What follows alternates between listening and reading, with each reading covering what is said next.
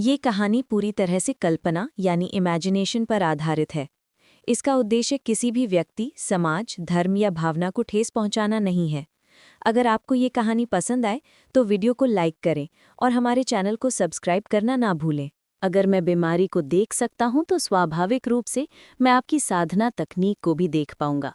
रोहित सिंह अपना सिर 45 डिग्री झुकाते हैं और एक ऐसे विशेषज्ञ का रूप धारण करते हैं जिसकी गहराई दिखाई नहीं देती। क्या एक नई साधना तकनीक विकसित करने से समस्या हल हो सकती है? तो मुझे किस तरह की साधना तकनीक विकसित करनी चाहिए? मन में उठे आश्चर्य को बलपूर्वक दबाते हुए जोया मलिक पूछती है। आपको एक ऐसी साधना तकनीक खोजनी चाहिए जो आपके शरीर की क्षमता को उजागर कर सके, ना कि ऐसी जो यिन ऊर्जा संचित करे। ऐसा क्यों ना हो, मैं अकादमी के संग्रह मंडप में जाकर आपके लिए कोई उपयुक्त तकनीक देखूंगी, रोहित सिंह कहते हैं। धन्यवाद गुरुजी। जोया मलिक जल्दी से अपना सिर हिलाती है। समस्या अभी तक हल नहीं हुई है, लेकिन कम से कम अब उन्हें कारण का पता चल गया है। उनके हृदय में उत्साह की लहर दौड़ जाती है। रोहित सिंह हाथ हिलाकर इशारा करते हैं कि मामला मामूली है, शक्ति भाटी को बुलाओ। जब रोहित सिंह कमरे में अपने छात्रों को कुछ सुझाव दे रहे होते हैं, कक्षा के बाहर एक लंबा चौड़ा युवक अपनी चालें बढ़ाते हुए आता है। बड़े राकेश, क्या आपने सच कहा? लंबा युवक चलते हुए अपने पीछे चल रहे बुजुर्ग से पूछता है। छोटे मालिक, यही सच है। छोटी मालकिन ने रोहित सिंह को अपना गुरु मान लिया है। बूढ़ा राकेश जल्दी से सिर हिला देता है। अगर रोहित सिंह यहाँ होते तो जरूर पहचान लेते कि यहाँ वाला बूढ़ा राकेश वही है जिसने कल रिद्धि शर्मा को उसकी कक्षा से हटाने की कोशिश की थी। जिसे वो छोटे मालिक कहता है, वो रिद्धि शर्मा का बड़ा भाई, बुद्धा अकादमी का प्रतिभाशाली, किसी बुजुर्ग ऋषभ शर्मा का शिष्य होना चाहिए। रोहित सिंह, वो टीचर जिसने शिक्षक योग्यता परीक्षा में 0 अंक प्राप्त किए, उसी मेरी छोटी बहन को पढ़ाने का क्या अधिकार है? धिक्कार है। अगर मैंने आज उसे सबक नहीं सिखाया और उसे मेरी छोटी बहन को धोखा देने की कीमत नहीं बताई तो मैं खुद को ऋषभ शर्मा नहीं कहूंगा। ऋषभ शर्मा कक्षा की ओर बढ़ते हुए गुस्से से कहते हैं। कल की नगरी कल्कि साम्राज्य की राजधानी है। इस नगर के 4 महान परिवारों में से एक बनने के लिए ऋषभ शर्मा परिवार का पराक्रम देखने लायक है। बुद्धा अकादमी के प्रधानाचार्य को भी ऐसे शक्तिशाली परिवार के लिए कुछ इज्जत देनी पड़ेगी। सोचिए, सभी शिक्षकों में से रिद्धि शर्मा एक ऐसे व्यक्ति को मान्यता देंगी जिसने शिक्षक योग्यता परीक्षा में 0 अंक प्राप्त किए। ये कितना अपमानजनक है, बहुत बड़ा अपमान। भले ही दूसरे लोग रोहित सिंह के साथ जुड़े मामलों से वाकिफ ना हों, लेकिन अकादमी के एक छात्र के नाते ऋषभ शर्मा ने उनके बारे में बहुत कुछ सुना है। उसने एक बार एक छात्र को गुमराह किया था, जिससे उसकी साधना बेकाबू हो गई थी और शिक्षकों की प्रतिष्ठा धूमिल हो गई थी। ये व्यक्ति अपने साथियों के साथ भोजन या चाय पर चर्चा का विषय और हंसी का पात्र बन जाता है। फिर भी उसने कभी कल्पना भी नहीं की थी कि उसकी छोटी बहन उसे अपना शिक्षक स्वीकार करेगी। अगर दूसरे छात्रों को इसकी जानकारी हो जाए तो क्या वो हंसी का पात्र नहीं बनेगा? जितना वो इसके बारे में सोचता है, वो उतना ही अधिक क्रोधित होता है।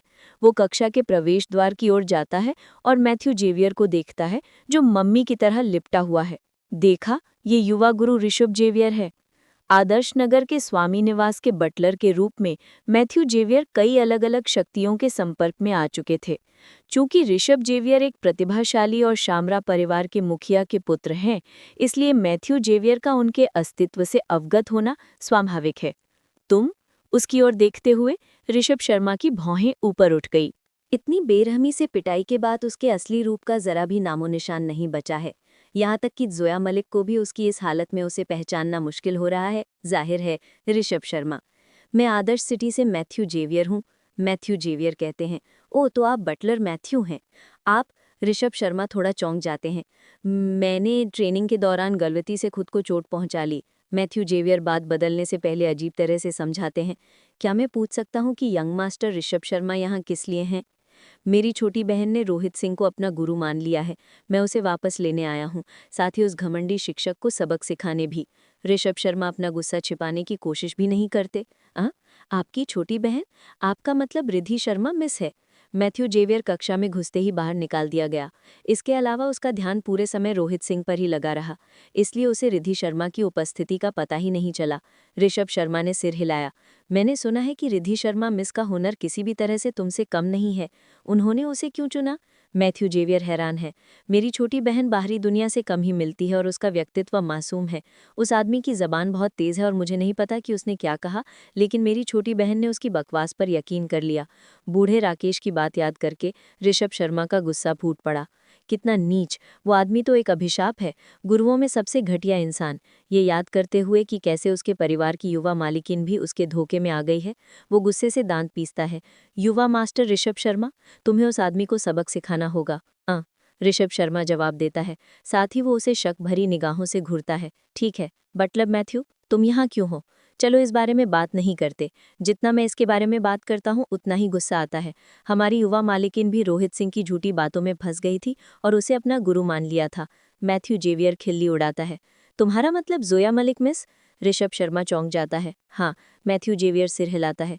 तो तुम अंदर क्यों नहीं घुस आते और उस पाखंडी आदमी का पर्दाफाश क्यों नहीं कर देते? तुम दरवाजे पर इंतजार क्यों कर रहे हो? ऋषभ शर्मा हैरान है।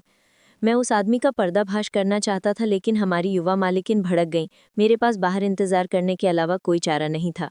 युवा गुरु ऋषभ शामरा, आप बिल्कुल सही समय पर आए हैं। अगर आप अभी अंदर जाकर उस बेशर्म आदमी को सबक सिखाएं और उसके कुत्सित इरादों का पर्दाफाश करें तो हमारी युवा मालिकिन उसका असली रूप देख पाएंगी। मैथ्यू जेवियर कहते हैं, निश्चिंत रहें, मैं अभी उसकी धोखाधड़ी का पर्दाफाश करूंगा। मैं ये सुनिश्चित करूंगा कि वो बेशर्म आदमी अपनी घिनौनी पहचान उजागर करे। ऋषभ शामरा दांत पीसते हैं और सिर हिलाते हैं। फिर वो दरवाज़ा लात मारकर खोलता है और तेज कदमों से अंदर चला जाता है। दूसरी ओर रोहित सिंह आखिरकार अपने 5 शिष्यों की अलग अलग परिस्थितियों से उनके साथ गुजर चुका है। शक्ति भाटी के भाले में कुछ खामियां हैं। रोहित सिंह ने उन पर थोड़ा विस्तार से बताया, जिसे शक्ति भाटी की ताकत एक बार फिर बढ़ गई और वो अपनी इस प्रगति पर खुश हो गया। दूसरी ओर दिलेर खान ने कभी भी उचित साधना तकनीक या युद्ध तकनीक का अभ्यास नहीं किया। रोहित सिंह ने अकादमी के मूल बुद्ध 9 दान सूत्र के एक दान सूत्र को निकाला और उसे सौंपने से पहले उसमें थोड़ा संशोधन किया। उन्होंने इसमें ज्यादा बदलाव नहीं किया, इसलिए इसमें और उस स्वर्गीय पथ दिव्य कला में जिसकी वे वर्तमान में साधना कर रहे हैं अभी भी एक बड़ा अंतर है। फिर भी ये मूल बुद्ध 9 दान से कई गुना ज्यादा प्रभावी है। सूत्र। दिलेर खान की एक नज़र में ही खुशी का ठिकाना नहीं रहा। उसे एहसास हुआ कि उसने एक कुशल शिक्षक को स्वीकार कर लिया है। ठीक है, मैंने तुम सबकी समस्याओं का मोटे तौर पर विश्लेषण कर लिया है। तुम सबको अपनी पढ़ाई में लगे रहना होगा। कक्षा में वापस आकर रोहित सिंह ने अपने 5 छात्रों को इकट्ठा किया और उन्हें स्थिति समझा ही रहा था कि अचानक कक्षा का दरवाज़ा लात मारकर खोल दिया गया। इसके बाद कमरे में एक भयंकर चीख गूंजी। रोहित सिंह, मेरी छोटी बहन और जोया मलिक को अभी अपनी कक्षाओं से बाहर निकालो, वरना मैं तुम्हें बहुत तकलीफ दूंगी। इसके बाद ऋषभ शर्मा दौड़कर अंदर आया और गुस्से से रोहित सिंह के सामने खड़ा हो गया। उसकी आंखें लाल हो गई थीं, मानो वो किसी की हत्या करने को तैयार हो। बड़े भाई। अपने बड़े भाई को ऐसी हालत में देखकर रिद्धि शर्मा चौंक गई और तुरंत आगे बढ़ी। इसमें दखल मत दो। रोहित सिंह को ठंडी निगाहों से देखने से पहले वो अपनी छोटी बहन को अपनी पीठ पर धकेल देता है। घमंडी भाव से वो कहता है, रोहित सिंह, अपनी बकवास से दूसरों को धोखा देना एक बात है, लेकिन ये सोचना भी मुश्किल है कि तुम मेरी छोटी बहन को झूठ बोलकर फुसलाने की हिम्मत करोगे। तुम मौत की तलाश में हो। मैं तुम्हें 10 सेकंड देता हूँ। अगर तुम मेरी छोटी बहन और जोया मलिक को अभी अपने संरक्षण से हटा दो तो मैं ये बात छोड़ दूंगा। अगर नहीं तो भले ही तुम एक शिक्षक हो, मुझे तुम्हारे साथ नरमी न बरतने का दोष मत देना। धमाका। तिरस्कार भली नज़रों से देखते हुए ऋषभ शर्मा अपनी पूरी ताकत झोंक देता है, जिससे एक बहुत ही शक्तिशाली आभा प्रकट होती है। वो एक लड़ाकू 4 दान पिगुर क्षेत्र के स्तर तक पहुंच गया था। कोई आश्चर्य नहीं कि वो किसी बड़े का शिष्य बन सका। ये ताकत अकेडमी के किसी भी औसत शिक्षक से किसी भी तरह कमज़ोर नहीं है। मैं अभी पाठ पढ़ा रहा हूँ, बाहर निकलो। रोहित सिंह इसे भावशून्य दृष्टि से देखता है। पाठ पढ़ा रहे हो? तुम्हारे स्तर को देखते हुए तुम क्या पढ़ा रहे होगे? ऋषभ शर्मा ने उसका मजाक उड़ाया। बाहर निकलो? तुम चाहते हो कि मैं बाहर निकल जाऊं? तुम खुद को समझते क्या हो? मैं तुम्हें शिक्षक सिर्फ इसलिए कहता हूं क्योंकि मैं तुम्हारा सम्मान करता हूं। देखो तुम कैसे हो, क्या तुम्हें इसका एहसास नहीं है? तुम तो बस एक मामूली शिक्षक हो जो अभी भी झेंग की क्षेत्र में हो। मेरे सामने ऐसे मत बनो जैसे तुम कोई बड़े आदमी हो। अगर मैं आज तुम्हें पीठ भी दूं तो ज़्यादा से ज़्यादा बड़ों की फटकार ही होगी। तुम मेरा क्या बिगाड़ लोगे? वो गलत नहीं है। अकेडमी में बड़ों के कई शिष्य हैं जो शिक्षकों से ज़्यादा ताकतवर हैं और अकेडमी में प्रतिष्ठित पदों पर हैं। अगर उनके और शिक्षकों के बीच कोई झगड़ा भी हो जाए तो ज़्यादा से ज़्यादा वो उन्हें हल्की सी फटकार ही लगाएंगे, कोई कड़ी सज़ा नहीं होगी। बड़े भाई। रिद्धि शर्मा का चेहरा पीला पड़ गया। वो इस बात से अच्छी तरह से वाकिफ है कि उसके सामने वाले शिक्षक का कोई स्तर है या नहीं। जब पूरे कल की साम्राज्य के सभी विशेषज्ञ चिकित्सक उसकी समस्या का कुछ नहीं कर पाए तो वो उसे सहजता से हल करने में सक्षम था। ऐसे व्यक्ति के पास कोई मानक कैसे हो सकते हैं? जैसे ही वो उस उतावले बड़े भाई को रोकने वाला था, उसके शिक्षक का चेहरा काला पड़ गया और उसकी आंखें सिकुड़ गईं। भागो, मुझे भागने के लिए कहने के लिए? उसने उम्मीद नहीं की थी कि एक घटिया शिक्षक उसे भागने पर मजबूर कर देगा। जैसे ही वो बोलना जारी रखने वाला था, उसे दूसरे पक्ष की ठंडी निगाहों की एक झलक मिल गई। उसकी आंखों में देखते हुए ऋषभ शर्मा बेकाबू होकर कांप उठा, मानो वो किसी खरगोश ने बाघ की निगाह पकड़ ली हो। एक शक्तिशाली आभा के दबाव में वो अवचेतन रूप से कुछ कदम पीछे हट जाता है और उसके पैर कांपने लगते हैं। उसने अपने गुरु से ही ऐसी तीक्ष्ण आभा महसूस की थी।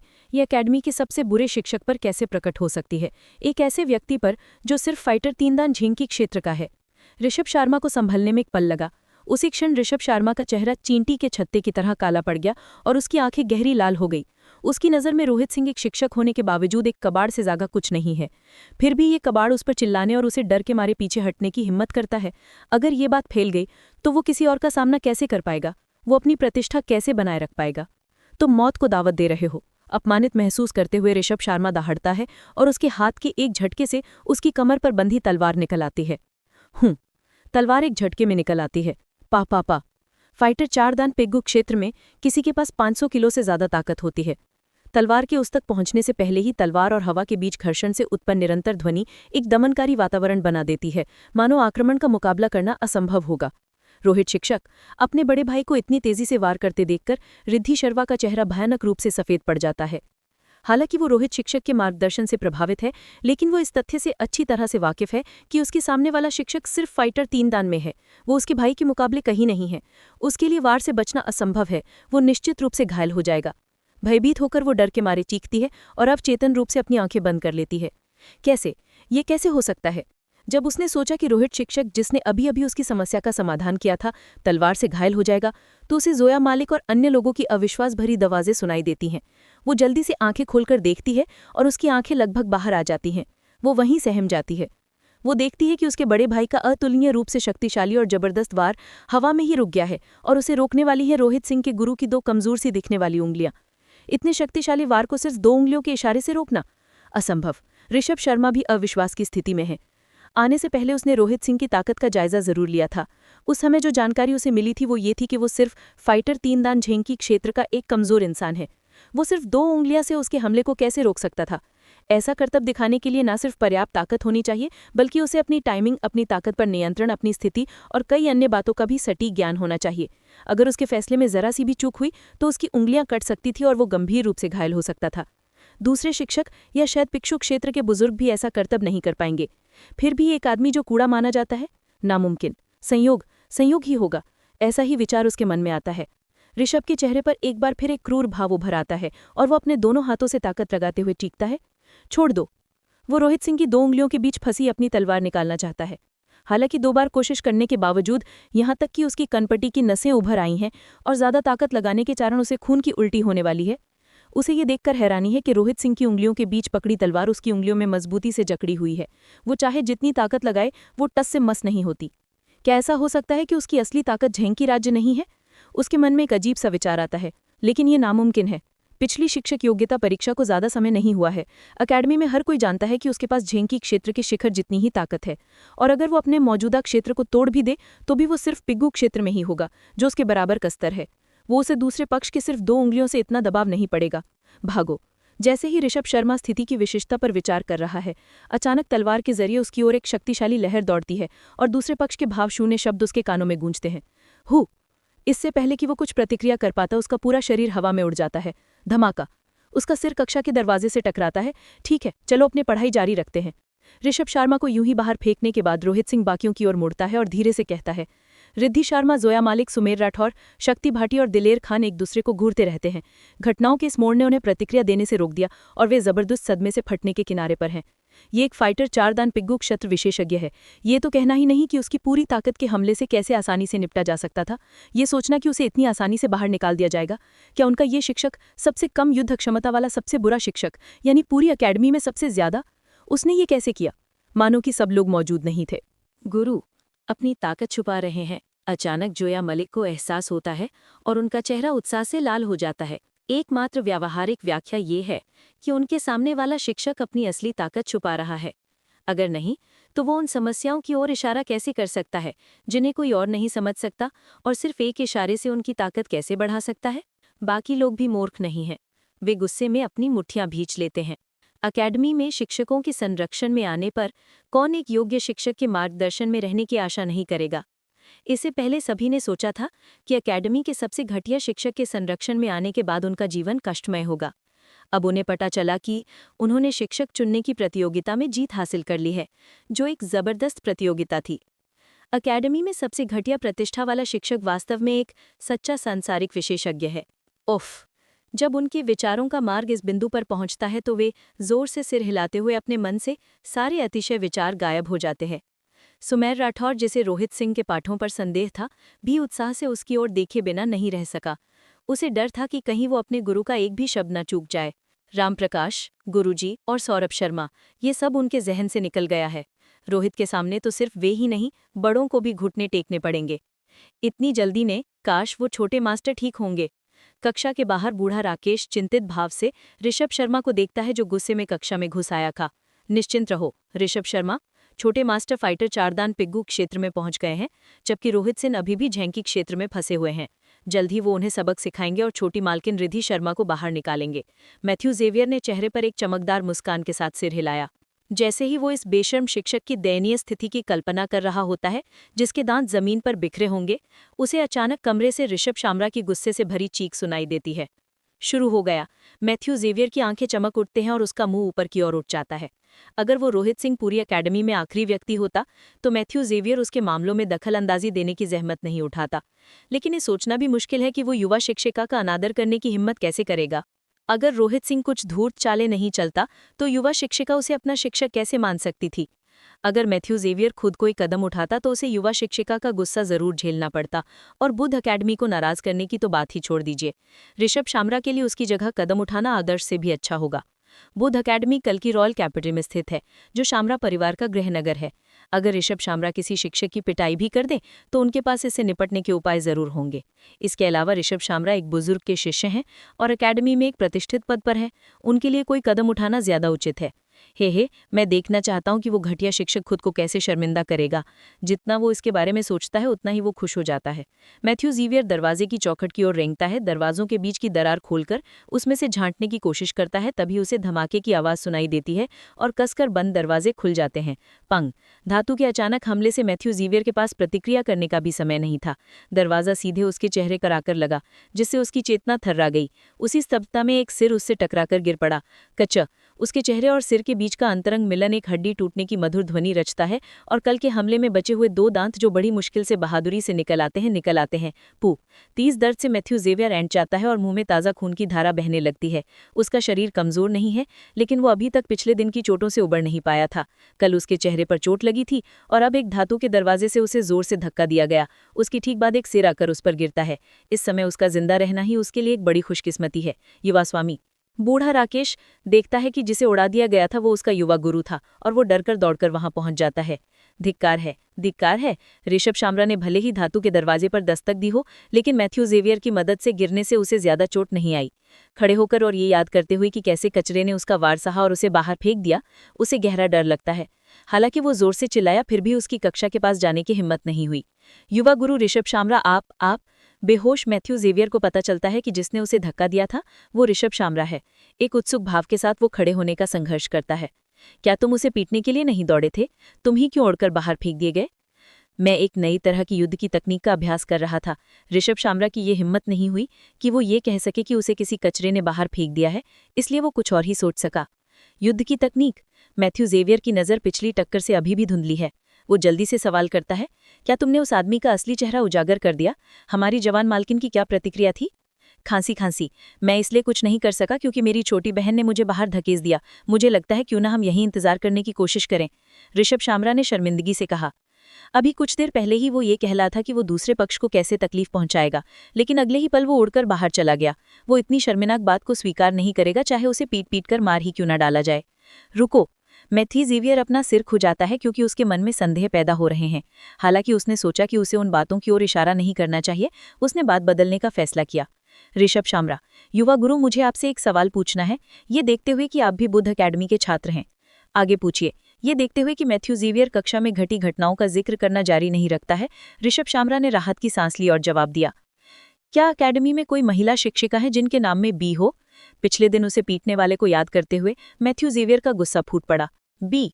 उनमें से सबसे प्रसिद्ध अकेडमी की देवी कोमल कपूर हैं। मैंने सुना है कि रोहित सिंह शिक्षक भी उनसे प्रेम करना चाहते हैं। वो वास्तव में एक मेंढक हैं जो हंस के मांस के लिए लालायित हैं। अपनी बात आधी कहते हुए ऋषभ शामरा अचानक रुक जाता है। इससे पहले सबको पता था कि रोहित सिंह की योग्यताएं कमजोर हैं और एक शिक्षक के रूप में उनकी योग्यता भी बहुत कम है। ऐसे ही मानकों के साथ उन्होंने अकेडमी की देवी कोमल कपूर को पाने की हिम्मत की, इसीलिए सब उन्हें ऐसा कहते थे। अब जबकि ऋषभ शर्मा ने दूसरे पक्ष की ताकत का प्रत्यक्ष अनुभव कर लिया है और समझ लिया है कि वो उससे अलग स्तर पर है, तो उसे ये कहना अस्वाभाविक लगता है कि वो हंस के मांस का लालायित है। कोमल कपूर, रोहित सिंह उससे प्रेम करना चाहते हैं?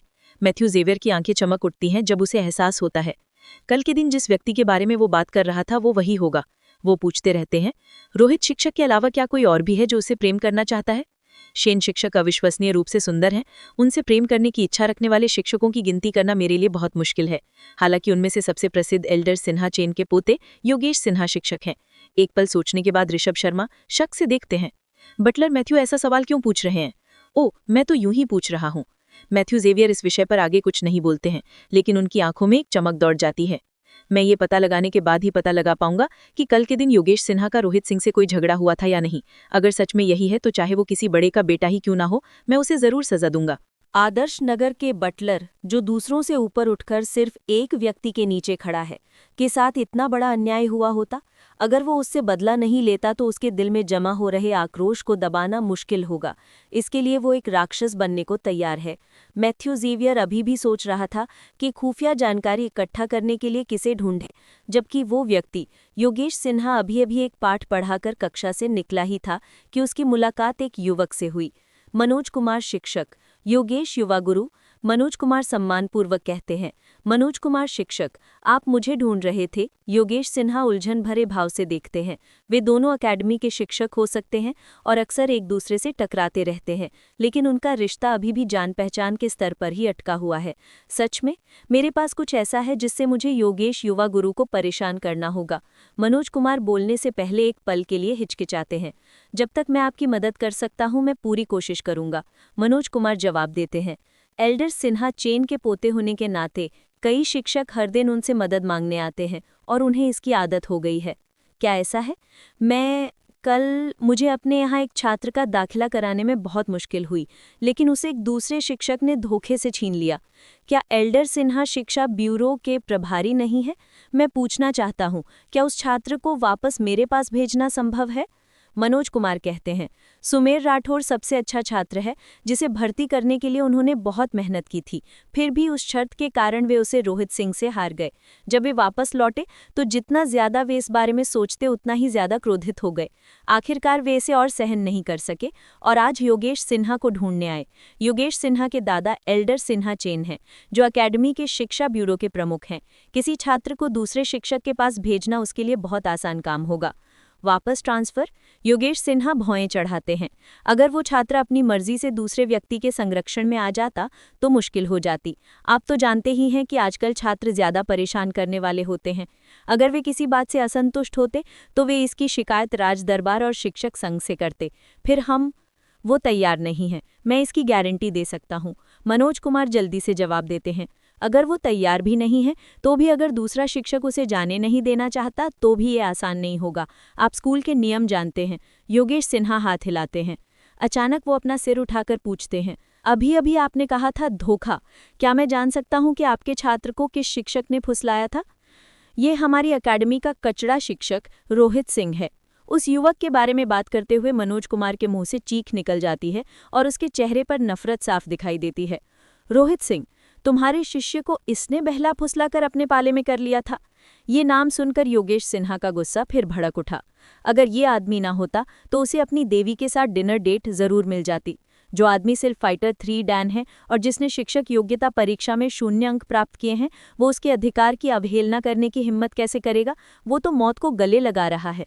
अगर कल देवी की उपस्थिति इतनी ना होती कि शारीरिक उपाय करना असुविधाजनक होता, तो वे उसे तब तक पीटता जब तक वो मरणासन ना हो जाए। हाँ, क्योंकि वो इस तरह का गुरु है, इसलिए कोई भी इंसान उसका शिष्य बनने को तैयार नहीं होगा। इसलिए मैं योगेश युवा गुरु को परेशान करना चाहता हूँ कि वे मुझे एल्डर सिन्हा के सामने ये मामला उठाने में मदद करें और मेरे शिष्य को वापस आवंटित कर दें। मनोज कुमार सावधानी से कहते हैं, उन्हें डर है कि सामने वाला उनकी बात ठुकरा देगा। एल्डर सिन्हा के सामने ये बात उठाने की कोई ज़रूरत नहीं है, मैं अभी ये मामला आपके लिए सुलझा देता हूँ। योगेश सिन्हा ने शान से हाथ हिलाया। तुम मेरे लिए मामला सुलझाओगे?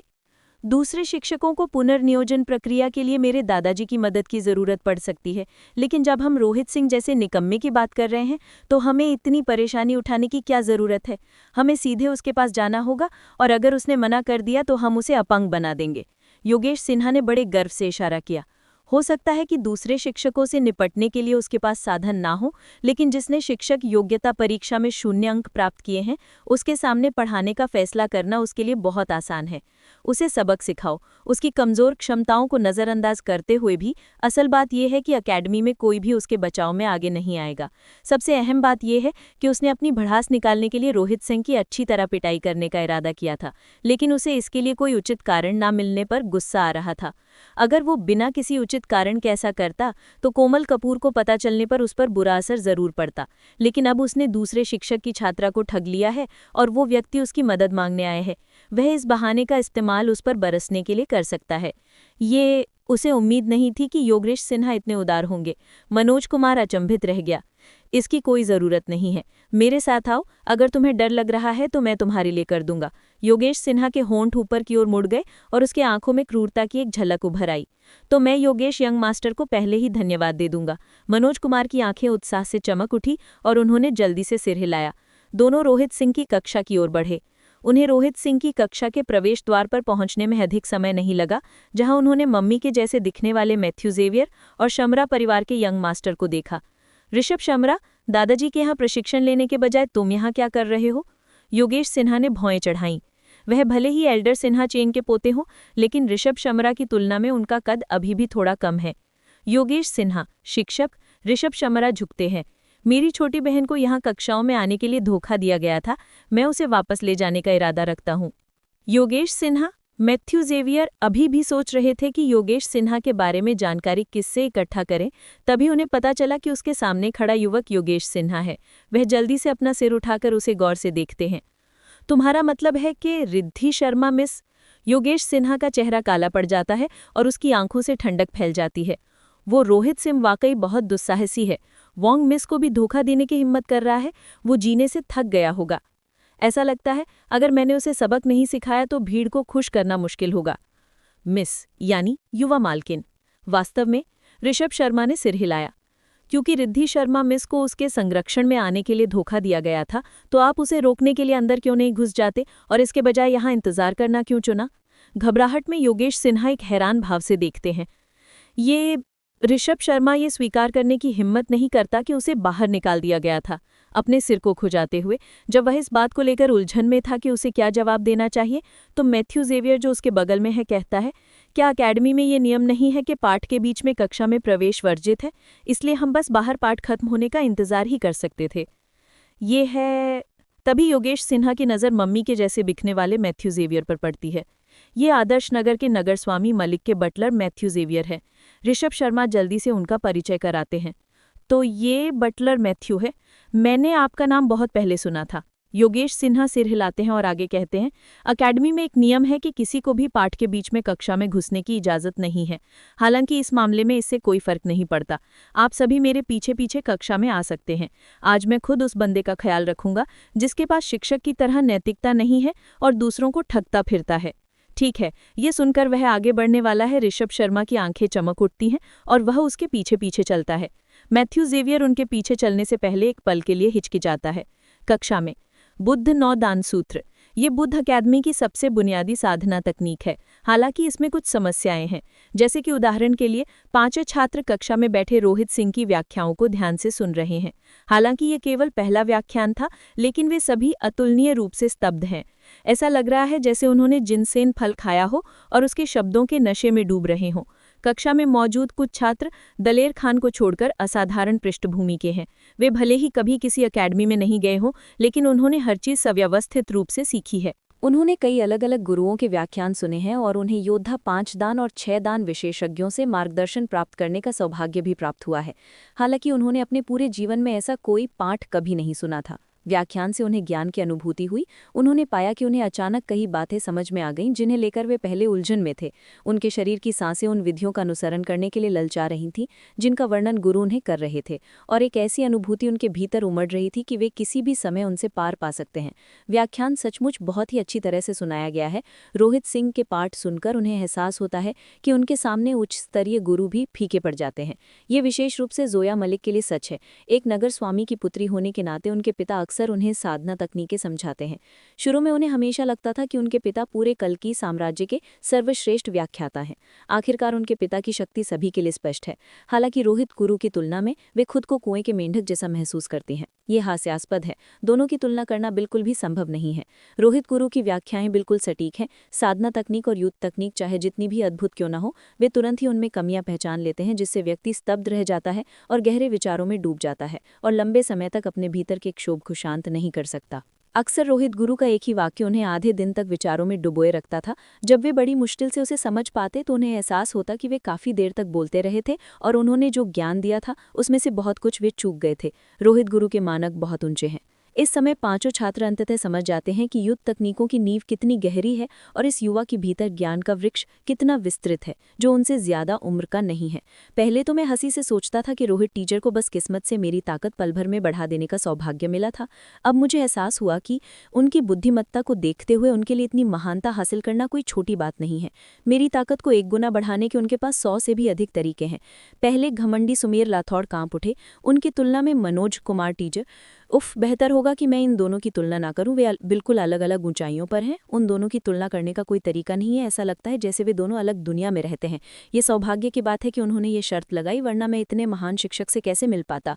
5 छात्र बेचैनी से व्याख्यान को ध्यान से सुन रहे हैं। उन्हें डर है कि वो कहीं पर कोई महत्वपूर्ण ज्ञान न चूक जाए। जिन कक्षा के दरवाज़ा खुला और कुछ आदमी तेज कदमों से अंदर दाखिल हुए। आत्मज्ञान की परीक्षा होगी। रोहित सिंह, मुझे उम्मीद नहीं थी कि एक दिन भी ना मिलने के बाद तुम्हारी हिम्मत इतनी बढ़ जाएगी। कमरे में घुसते हुए योगेश सिन्हा ने आसपास का जायजा लिया और देखा कि वह कचड़ा 5 छात्रों को अंदर घुसाने में कामयाब हो गया था। उसकी आंखों में एक क्रूर भाव उभरा और उसने ठंडे स्वर में कहा, रिद्धि शर्मा मिस, जोया मलिक मिस और बाकियों को धोखा देने की हिम्मत, और साथ ही मनोज कुमार टीचर के छात्र को अपने संरक्षण में आने के लिए फुसलाने की हिम्मत, आखिर इतनी हिम्मत कहाँ से मिली तुम्हें? Yogesh Sinha teacher, Manoj Kumar teacher. अभी अभी अंदर घुसे कुछ लोगों को देखकर रोहित सिंह भौएं चढ़ाकर बोले, मैं एक पाठ में हूँ। अगर आप कुछ कहना चाहते हैं तो कृपया पाठ के बाद कहें। अपने दिमाग को सबक सिखाओ। योगेश, युवा गुरु खुद आए हैं तो तुम इतना बड़ा और शक्तिशाली बनने का नाटक क्यों कर रहे हो? तुम्हारे मानकों को देखते हुए दूसरों के लिए तुम्हारे द्वारा गुमराह ना होना एक वरदान है, फिर भी तुम सबक सीखने की बात करते हो। तुम छोटे बदमाश, जिसे बुनियादी बातें भी नहीं पता, हमारे सामने बड़ा होने का दिखावा करने की हिम्मत कैसे हुई? मनोज कुमार ने रोहित सिंह का ठहाका लगाया। चूंकि दोनों पहले से ही एक दूसरे के विरोधी हैं, तो अब उसे दिखावा करने की कोई जरूरत नहीं है। बाहर निकलो, तुम्हारा यहाँ स्वागत नहीं है, रोहित सिंह आंखें सिकोड़ते हुए कहते हैं। तुम अभी भी नाटक कर रहे हो। रोहित सिंह, क्या तुम्हें अपना सरनेम भी याद है? योगेश सिन्हा ठंडी हंसी कहते हुए कहते हैं।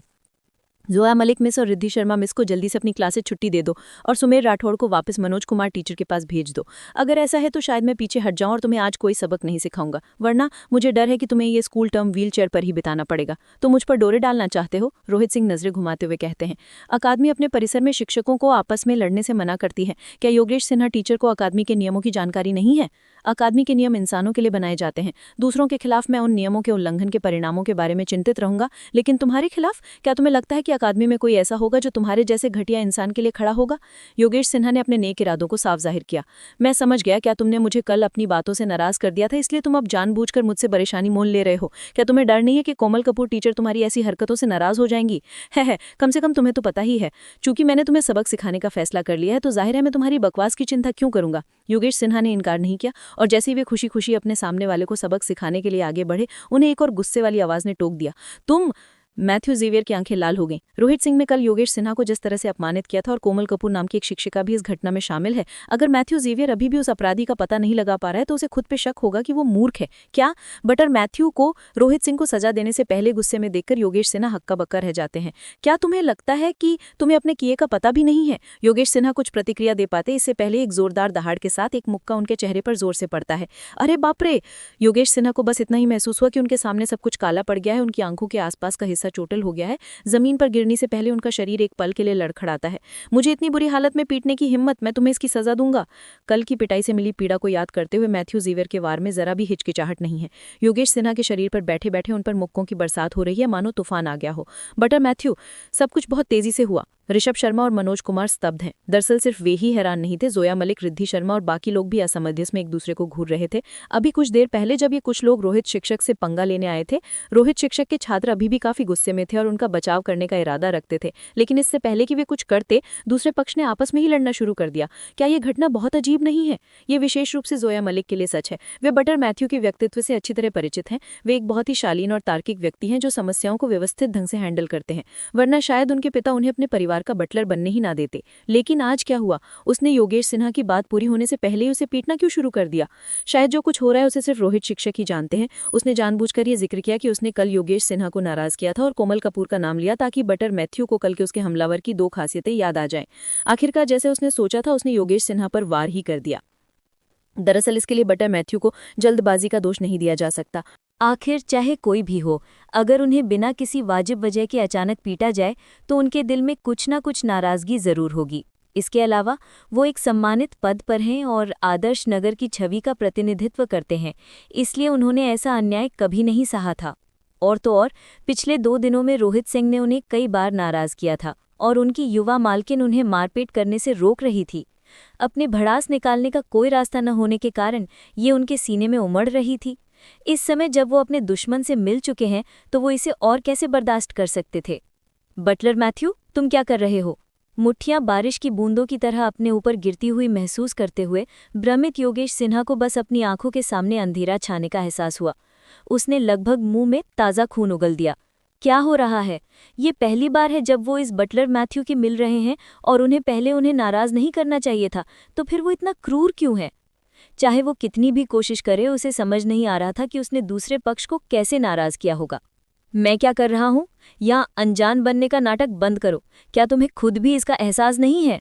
Bang bang bang bang. Butler Matthew के मुख के बिना एक पल भी आराम किए एक के बाद एक धमाकों के साथ गिर पड़े। योगेश सिन्हा एक उच्च स्तरीय शिक्षक हैं और फाइटर 5 डान डिंगली क्षेत्र के स्तर तक पहुंच चुके हैं। फिर भी उनके और मैथ्यू जेविया के 6 डान पिक्शू क्षेत्र के बीच अभी भी एक दूरी है। वो सामान्य लड़ाई में भी मैथ्यू जेवियर का मुकाबला नहीं कर सकते, और तो और अचानक हुए हमले में भी नहीं। वो एक ही मुक्के से ढेर हो गए। बटलर मैथ्यू, शांत हो जाओ, शांत हो जाओ, हम शांति से बात कर सकते हैं। तभी मनोज कुमार और ऋषभ शर्मा को होश आता है और वो जल्दी से दोनों को अलग करते हैं। इस समय योगेश सिन्हा का सुंदर चेहरा इतना सूज गया है कि उसमें और सुअर की सीरी में कोई फर्क नहीं रह गया है। धिक्कार है! योगेश सिन्हा गुस्से से फटने ही वाले हैं। शुरू में तो उनका इरादा रोहित सिंह को सबक सिखाने का था, लेकिन उन्होंने सपने में भी नहीं सोचा था कि आदर्श नगर का बटलर मैथ्यू अचानक पागल हो जाएगा और उन पर हमला कर देगा। इस समय उनका सारा जमा हुआ गुस्सा बटलर मैथ्यू पर उमड़ पड़ता है। आप लोगों में चाहे कितनी भी निजी दुश्मनी क्यों ना हो, कृपया इसे कक्षा के बाहर ही सुलझा लें। ये जगह तुम सब के लिए लड़ने झगड़ने की नहीं है। अगर तुम सब अभी नहीं गए और मेरी पढ़ाई में बाधा डालते रहे तो मैं केंद्रीय शिक्षा ब्यूरो को सूचित करके उन्हें बुला लूंगा। रोहित सिंह बोलते हैं। ठीक है, बस तुम सब इंतजार करो। ये सुनकर कि वो केंद्रीय शिक्षा ब्यूरो को सूचित करेगा, योगेश सिन्हा मुड़े और चले गए। अगर उनकी इस हालत के बारे में खबर फैल गई तो फिर दूसरों से मिलने की हिम्मत कैसे होगी? उसे किसी भी शिक्षक को अपनी इस हालत में नहीं देखना चाहिए। Yogesh young master, Yogesh young master. शुरू में तो मनोज कुमार को लगा कि यह आसान काम होगा। योगेश यंग मास्टर के व्यक्तिगत रूप से आगे आने के बाद वो रोहित सिंह को अपने शिष्य को वापस पाने में जरूर सफल हो जाएगा। हालांकि उसने सपने में भी नहीं सोचा था कि ऐसी स्थिति उत्पन्न हो जाएगी। मनोज कुमार जल्दी से उसके पीछे पीछे चलता है। जल्द ही वो दोनों नजरों से ओझल हो जाते हैं। अंकल मैथ्यू, आप क्या कर रहे हैं? उन दोनों के जाने के बाद जोया मलिक चलकर अपने अंकल मैथ्यू को देखती है। उसका चेहरा गुस्से से लाल हो गया है। ये अंकल मैथ्यू पहले तो सामान्य थे, तो आजकल ये इतना ज्यादा क्यों हो रहे हैं? यंग मास्टर, मैथ्यू जेविया को समझ नहीं आ रहा कि वो जोया मलिक की बातों का क्या जवाब दे। आखिरकार वो ये तो नहीं कह सकता कि उसने रोहित सिंह के छात्रावास में घुसकर उसे नपुंसक बनाने की कोशिश की थी, लेकिन योगेश सिन्हा ने उसे बुरी तरह पीटा और उसने जो कुछ किया पहले वो इसी का बदला लेने के लिए था। ठीक है, मैं अभी भी कक्षा में हूँ, मुझे बाकी लोगों को जाने के लिए कहना होगा, रोहित सिंह इशारा करते हैं। एक पल की हिचकिचाहट के बाद मैथ्यू जेवियर, ऋषभ शर्मा और बूढ़ा राकेश फिर से कक्षा से बाहर निकल जाते हैं। धिक्कार है, रोहित सिंह की कक्षा से बाहर निकलते हुए योगेश सिन्हा गुस्से से चिल्लाते हैं। उस मैथ्यू जेवियर को सबक सिखाना होगा, रोहित सिंह को भी। मुझे तिरस्कार भरी नजरों से देखने की हिम्मत करने के लिए उसे सजा मिलनी चाहिए। एक बुजुर्ग के पोते होने के नाते उसका जीवन हमेशा से ही सुखमय रहा है। उसने इस अन्याय को कब सहा था? इसके अलावा सबसे बुरी बात यह है कि उसे इसके पीछे की वजह भी नहीं पता है। वो बात ही कर रहा था कि पलक झपकने में दूसरा पक्ष अचानक उस पर हमला करने के लिए दौड़ पड़ा। उसे ये सब समझ नहीं आ रहा था। वो मैथ्यू जेवियर रोहित सिंह का ही साथी होगा, वरना वो योगेश यंग मास्टर पर हमला क्यों करेगा? मुझे लगता है उसे ऐसा करने का आदेश दिया गया होगा, मनोज कुमार कहते हैं। बिल्कुल यही होगा, योगेश सिन्हा सहमत होते हैं। उन्होंने कभी मैथ्यू जेवियर को नाराज नहीं किया था, लेकिन दूसरे पक्ष ने बिना किसी चेतावनी के उन पर हमला कर दिया। ये रोहित सिंह को सबक सिखाने की उनकी इच्छा के कारण ही हुआ होगा। क्या आपको यकीन है कि सुमेर राठौर ने स्वेच्छा से रोहित सिंह को अपना गुरु नहीं माना था?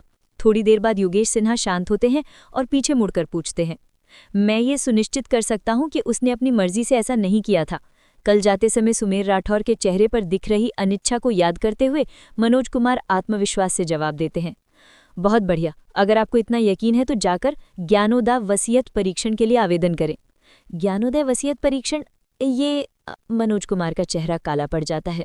ज्ञानोदय वसीयत परीक्षण एक विशेष विधि है जिससे उस शिष्य का आवंटन निर्धारित किया जाता है जिसके लिए अकादमी कई शिक्षकों के बीच प्रतिस्पर्धा कर रही हो और जब कोई निर्णय लेने में असमर्थ हो। शिष्य ज्ञानोदय वसीयत टावर के परीक्षण से गुजरेगा और ज्ञानोदय वसीयत टावर एक आत्मविश्वास मापी के रूप में उसके सच्चे विचारों को प्रतिबिंबित करेगा। यदि ये साबित हो जाता है कि शिष्य शिक्षक के संरक्षण में आने के लिए अनिच्छुक है तो शिक्षक को दंडित किया जाएगा। दूसरी ओर यदि ये साबित हो जाता है कि ज्ञानोदय वसीयत परीक्षण के लिए आवेदन करने वाला झूठी रिपोर्ट बना रहा है तो उसे भी उतनी ही सजा मिलेगी। ये अंतिम उपाय तब अपनाया जाता है जब शिष्य के आवंटन का निर्धारण करने का कोई तरीका नहीं हो। मनोज कुमार को ये बात पता है, लेकिन उन्हें लगता है कि अभी तक मामला इतना गंभीर नहीं हुआ है। क्यों? क्या तुम उसे झूठ बोल रहे हो? क्या ऐसा हो सकता है कि वो व्यक्ति अपनी मर्जी से रोहित सिंह में शामिल हो गया हो? मनोज कुमार के संकोची चेहरे को देखकर योगेश सिन्हा का चेहरा और गहरा हो जाता है। नहीं, वो अपनी मर्जी से शामिल नहीं हुआ था।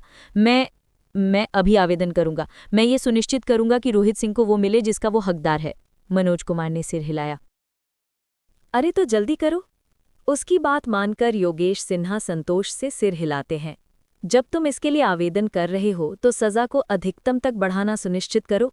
इस तरह रोहित सिंह को मुश्किल में पड़ना पड़ेगा, शायद उसे नौकरी से भी निकाल दिया जाए। आवेदक के अनुरोध के आधार पर सजा बढ़ाई जा सकती है। दांव जितना ऊंचा होगा, मुकदमे में असफल होने वाले पक्ष की सजा उतनी ही भारी होगी। ठीक है, रोहित सिंह को नौकरी से निकाले जाने की छवि देखते ही मनोज कुमार की आंखें उत्साह से चमक उठती हैं। ठीक है, हम पाठ यहीं समाप्त करते हैं। सभी याद रखें कि जब आप वापस आएं तो इस पाठ की सामग्री को समझने की कोशिश करें। अगर आपको किसी बात पर संदेह है तो आप उसे स्पष्ट करने के लिए मेरे पास आ सकते हैं। रोहित सिंह इशारा करते हैं। हाँ। कक्षा छोड़ने से पहले पांचों छात्र एक साथ उत्तर देते हैं। उन्होंने पाठ में ज्यादा समय नहीं बिताया और एक दो बार तो कोई अचानक आकर परेशानी खड़ी कर गया, लेकिन फिर भी उन्हें इससे बहुत फायदा हुआ। ये भी कहा जा सकता है कि अगर वे पढ़ाई गई बातों को समझने की कोशिश करते रहें तो उनकी साधना निश्चित रूप से तेजी से आगे बढ़ेगी। पांचों छात्र उत्साह से कक्षा से बाहर निकलते हैं। जैसे ही रिद्धि शर्मा बाहर निकलती है, उसका बड़ा भाई ऋषभ शर्मा उसे पकड़ लेता है। जाओ अपने कुल में वापस लौटते हैं। अपने कुल में वापस लौटे? बड़े भाई, हम क्यों लौटे? रिद्धि शर्मा चौंक जाती है। तुमने अपने बड़े भाई की बात मानने से इनकार कर दिया और एकेडमी के सबसे घटिया शिक्षक को अपना गुरु मान लिया। मैंने ये बात पिताजी को पहले ही बता दी है और उन्होंने कहा है कि वे आपसे व्यक्तिगत रूप से बात करना चाहेंगे, ऋषभ शर्मा ने बड़बड़ाते हुए कहा। पहली बार जब वो कक्षा में दाखिल हुआ तो उसे बाहर निकाल दिया गया। दूसरी बार वो बिना कुछ किए ही लौट आया। अपनी छोटी बहन के चेहरे के भाव देखकर वो जानता था कि वो उसे अपना मन बदलने के लिए नहीं मना पाएगा। इसलिए उसने बूढ़े राकेश को वापस भेज दिया ताकि वो पूरे परिवार को इस बारे में बता सके। वो अपने पिता से उसे मनाने की कोशिश कर रहा है, उसकी छोटी बहन का व्यक्तित्व भले ही शुद्ध और मासूम हो, लेकिन वो फिर भी अपने पिता की बातें बड़े ही आज्ञाकारी भाव से सुनती है। पिताजी, रिद्धि शर्मा के चेहरे पर डर सा दिखाई दे रहा था। उनके पिता शर्मा कुल के वर्तमान कुलाध्यक्ष प्रणव शर्मा हैं। वो बहुत सख्त इंसान हैं, जो शायद ही कभी मुस्कुराते हैं। यहाँ तक कि उनके बच्चे भी उनकी उपस्थिति से कांपते हैं। रोहित सिंह शिक्षक वास्तव में वैसे नहीं है जैसा आप सब उन्हें बताते हैं। उनके व्याख्यान बहुत अच्छे हैं। रिद्धि शर्मा ने पलटकर जवाब देने की कोशिश की। ये शब्द पिताजी से कहो और देखो कि उन्हें यकीन होता है या नहीं। ऋषभ शर्मा ने हाथ हिलाया और बिना कुछ कहे अपनी छोटी बहन को अकेडमी से बाहर खींच लिया। बुद्धा अकेडमी और शर्मा कुल दोनों कल्की नगर में है और एक दूसरे से ज्यादा दूर नहीं है। कुछ ही देर में दोनों भाई बहन अपने मंजिल पर पहुंच जाते हैं और ऋषभ शर्मा रिद्धि शर्मा को उनके पिता के अध्ययन कक्ष में खींच लेते हैं। अंदर आओ। कुल प्रमुख प्रणव शर्मा की ठंडी और सख्त आवाज सुनाई देती है। हाँ, ये आवाज सुनकर रिद्धि शर्मा डर के मारे कांप उठी। अपने जबड़े भींचते हुए वो अपने बड़े भाई के पीछे पीछे कमरे में चली गई। अध्ययन कक्ष में कुल प्रमुख प्रणव शर्मा कमरे के बिल्कुल बीच में बैठे हैं। उनके पीछे बैठे कुछ लोग कुल के प्रभावशाली बुजुर्ग हैं। बगल में एक युवक भी बैठा है। रिद्धि शर्मा उस युवक को दूसरे बुजुर्ग योगेंद्र शर्मा के पोते के रूप में पहचानती है। वो योगेंद्र शर्मा के साथ ही बुद्धा अकेडमी गई थी। आखिरकार योगेंद्र शर्मा प्रसिद्ध रामप्रकाश शिक्षक को अपना गुरु मानने में कामयाब हो गए, जबकि योगेंद्र शर्मा ने अकेडमी के सबसे बदनाम शिक्षक रोहित सिंह को। पिताजी, अध्ययन कक्ष का तनावपूर्ण माहौल रिद्धि शर्मा को सांस लेने से रोक रहा है। घुटने टेक बो। कुलाध्यक्ष प्रणव शर्मा का चेहरा काला पड़ गया। साधना पथ पर गुरु की भूमिका अत्यंत महत्वपूर्ण है। अकेडमी में प्रवेश से पहले उन्होंने उसे बार बार रामप्रकाश को अपना गुरु मानने की याद दिलाई। लेकिन ये लड़की, तुम किसी और को क्यों नहीं मान सकती? तुम्हें पूरी अकेडमी में सबसे बुरे व्यक्ति को क्यों चुनना चाहिए? जब उसने ये खबर सुनी तो वो क्रोध से लगभग मर ही गया था। पूतोंग। रिद्धि शर्मा घुटनों के बल बैठ गई और कांप उठी। क्या तुम अपनी गलती मानती हो? प्रणव शर्मा ठंडे स्वर में पूछता है। मैं अपने गुरु को स्वीकार करना व्यक्ति की स्वतंत्र इच्छा पर आधारित होना चाहिए, इसलिए मैं इसके बारे में ज्यादा कुछ नहीं कहना चाहता था। लेकिन क्या तुम इस रोहित सिंह शिक्षक के मानदंडों से अनभिज्ञ हो, जिसने शिक्षक योग्यता परीक्षा में 0 अंक प्राप्त किए और एक छात्र को पागल भी कर दिया? क्या ऐसे व्यक्ति में तुम्हारा गुरु बनने की योग्यता है? कुलाध्यक्ष प्रणव शर्मा चेहरे पर गंभीर भाव लिए कहते हैं। अगर तुम्हें स्थिति का अंदाजा नहीं होता और तुम उसके बहकावे में आ जाती तो भी मैं इस पर ध्यान नहीं देती। लेकिन तुमने अपने भाई की बात क्यों नहीं मानी? मैंने सुना है कि तुम्हारे बड़े भाई ने तुम्हें अपनी पढ़ाई छोड़ने को कहा था, लेकिन तुमने मना कर दिया। तुम क्या करने की कोशिश कर रही हो? कुलाध्यक्ष प्रणव शर्मा की आवाज तेज होती जा रही है, यहाँ तक कि अध्ययन कक्ष चरकराहट की आवाजों से कांप रहा है। मैं अपने पिता की फटकार सुनकर रिद्धि शर्मा का चेहरा लाल हो जाता है।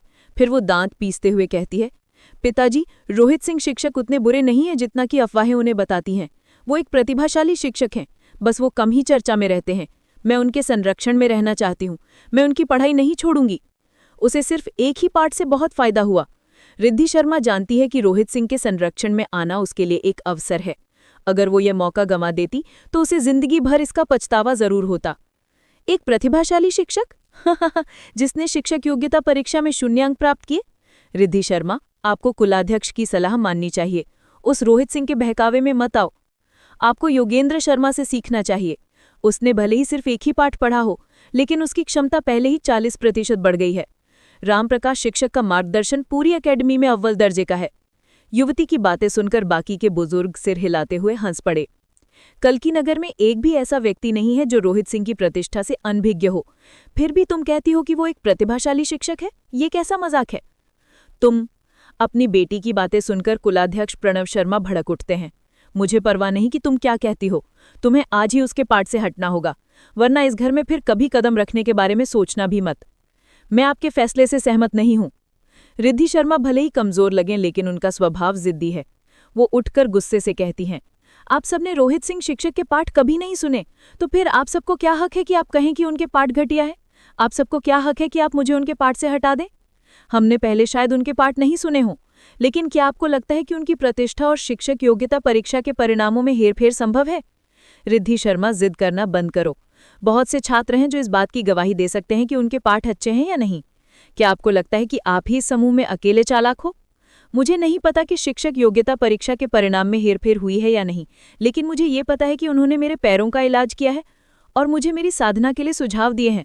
मैं आसानी से पहले से 1 गुना ज्यादा पराक्रम कर सकती हूँ। आपके पैरों का इलाज किया? ये कैसा मजाक है? अरे तू जल्दी करो। उसकी बात मानकर योगेश सिन्हा संतोष से सिर हिलाते हैं। जब तुम इसके लिए आवेदन कर रहे हो तो सजा को अधिकतम तक बढ़ाना सुनिश्चित करो। इस तरह रोहित सिंह को मुश्किल में पड़ना पड़ेगा, शायद उसे नौकरी से भी निकाल दिया जाए। आवेदक के अनुरोध के आधार पर सजा बढ़ाई जा सकती है। दांव जितना ऊंचा होगा, मुकदमे में असफल होने वाले पक्ष की सजा उतनी ही भारी होगी। ठीक है। रोहित सिंह को नौकरी से निकाले जाने की छवि देखते ही मनोज कुमार की आंखें उत्साह से चमक उठती है।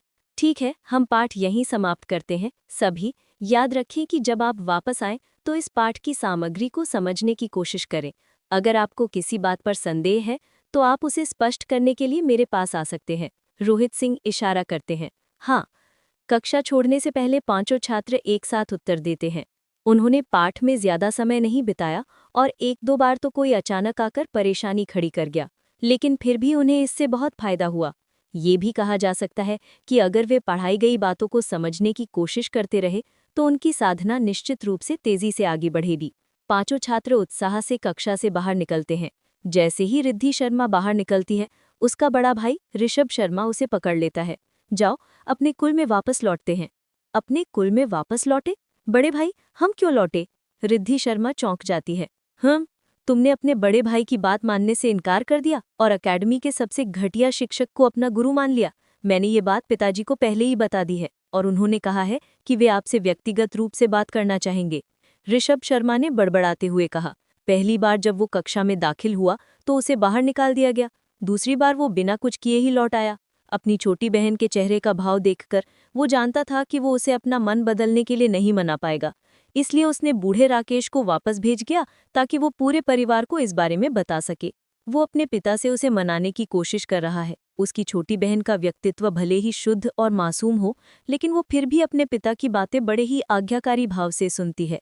पिताजी, रिद्धि शर्मा के चेहरे पर दर्द साफ दिखाई दे रहा था। उनके पिता शर्मा कुल के वर्तमान कुलाध्यक्ष प्रणव शर्मा है।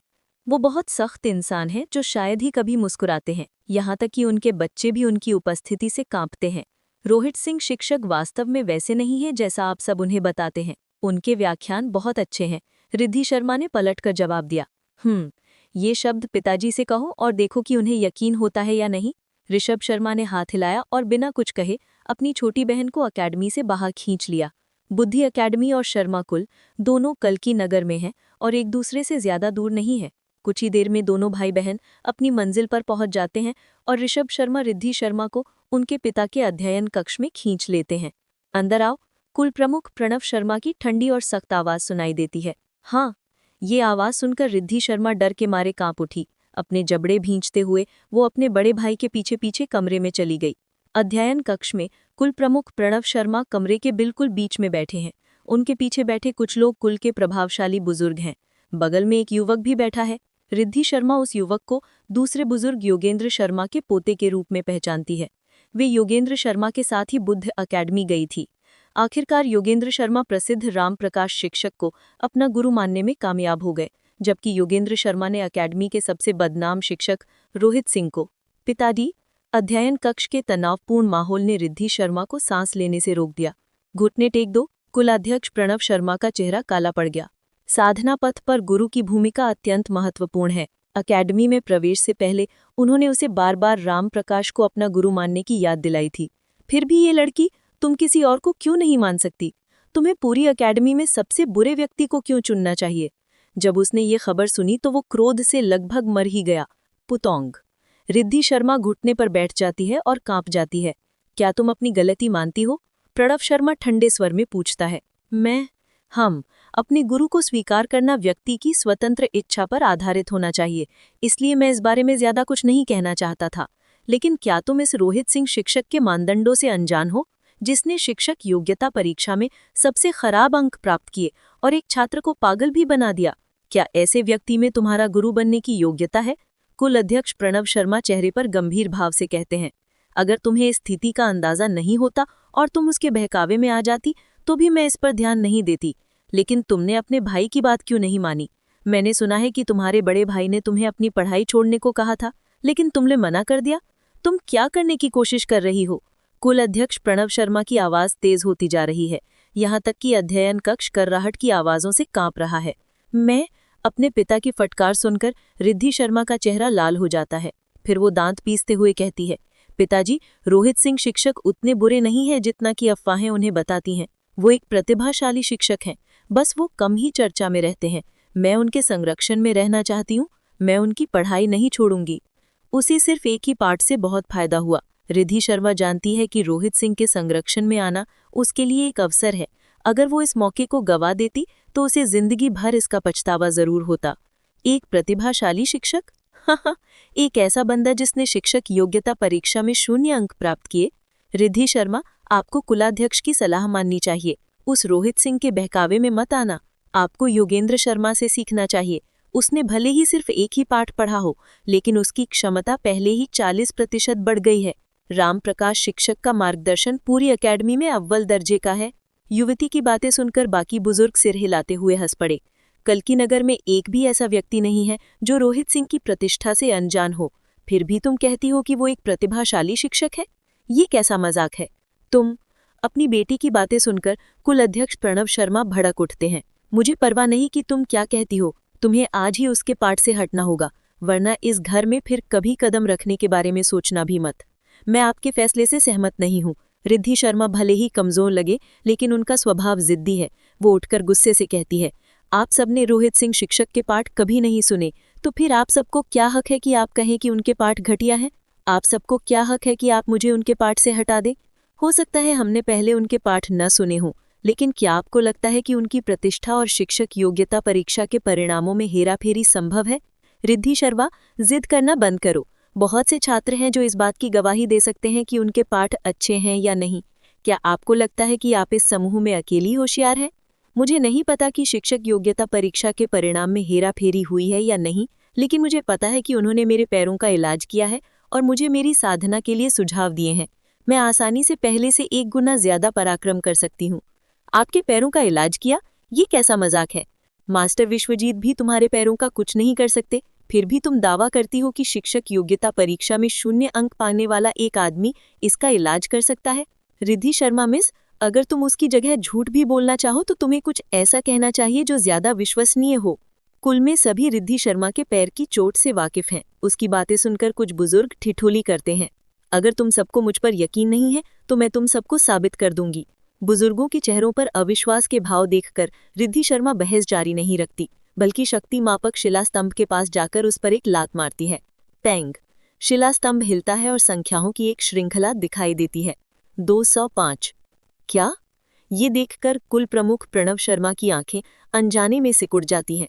कुछ बुजुर्ग जो कुछ देर पहले रिद्धि शर्मा को डांट रहे थे, वे भी अचंभित हो जाते हैं और सदमे से उनके होंठ कांपने लगते हैं।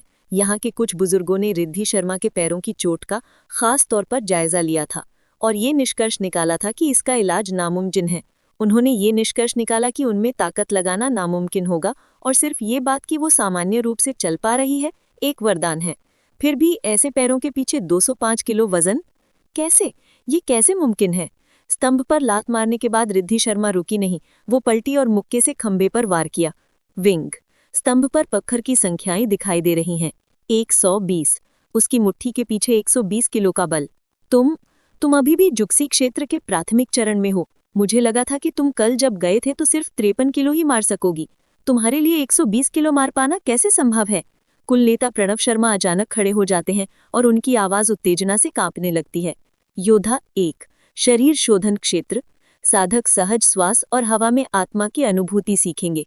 इसके अलावा वे अपने शरीर के अंदर देखने और अपने मन से अपने शरीर में आध्यात्मिक ऊर्जा के प्रवाह को नियंत्रित करने की क्षमता प्राप्त करेंगे। उनकी प्राथमिक अवस्था में उनकी शक्ति 50 किलोग्राम, मध्यवर्ती अवस्था में 70 किलोग्राम, उन्नत अवस्था में 90 किलोग्राम और शिखर पर 110 किलोग्राम होगी। ये वो भार है जिसे एक साधक अपनी वर्तमान शक्ति से उठा सकता है। उनकी मुट्ठी के पीछे की शक्ति का उनके साधना स्तर से संबंधित शक्ति से थोड़ा कम या ज्यादा होना सामान्य है। सामान्यतः उस स्तर के आसपास 20 से 30% की वृद्धि प्राप्त करना ही पहले से ही अविश्वसनीय होगा। राम प्रकाश जैसे प्रसिद्ध शिक्षक के लिए भी वे केवल 40% का ही सुधार ला सकते थे। अपनी साधना में सफलता न मिलने के बावजूद, अभी भी जुक्सी क्षेत्र के प्राथमिक चरण में होने के बावजूद, वो 120 किलोग्राम के बल से प्रहार करने में सक्षम है, जो जुक्सी क्षेत्र के शिखर पर किसी से भी अधिक शक्तिशाली है। इसका मतलब है कि उसकी शक्ति वृद्धि 1 गुना से भी ज्यादा है, जो बहुत ही दुर्धर्य है। रोहित सिंह के शिक्षक के मार्गदर्शन की वजह से ही मैं इतना सुधार कर पाई हूँ। खंबे पर टकराने के बाद रिद्धि शर्मा रुक जाती है और शांति से कहती है, सिर्फ एक हल्के से इशारे से वो इतना बड़ा सुधार कर सकता है, और तुम्हारे पैरों का भी इलाज। कुल नेता प्रणव शर्मा अविश्वास की स्थिति में है। कुछ ही कदमों में वो अपनी बेटी के सामने पहुंच जाते हैं। एक नज़र में ही वो तुरंत समझ जाते हैं कि उनकी बेटी के पैर वाकई में ठीक हो गए हैं। पूरी एकेडमी में सबसे खराब शिक्षक होने के नाते वो न केवल उस चोट का इलाज करने में सक्षम था जिसे मास्टर विश्वजीत ठीक नहीं कर सकते थे, बल्कि वो थोड़े से मार्गदर्शन से ही उसमें भारी सुधार भी ला सकता था। क्या ये सच है? Beilu Cheng's footsteps echoed softly against the cobblestone streets of Shanghai as autumn painted the city in hues of gold and crimson. She had always walked with a purpose, a quiet determination in her gaze that made people notice her even before she spoke. But the very people she trusted most soon turned against her. Zhao Ling, once a friend, had carefully spun a web of lies, twisting whispers into a scandal that left Beilu isolated. The city that had once promised endless opportunity now seemed to mock her, its skyscrapers casting long, cold shadows over a girl whose heart had been shattered. At 17, Beilu had loved fiercely, with a kind of devotion that only young hearts could muster. Chen Zewon, a gentle boy with dark eyes that seemed to see right through her, had been her anchor.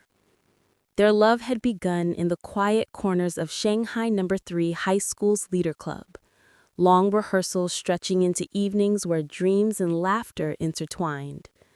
One crisp evening, under the lanterns of Yu Garden during the Mid-Autumn Festival, Zewon knelt on one knee, holding a small silver ring.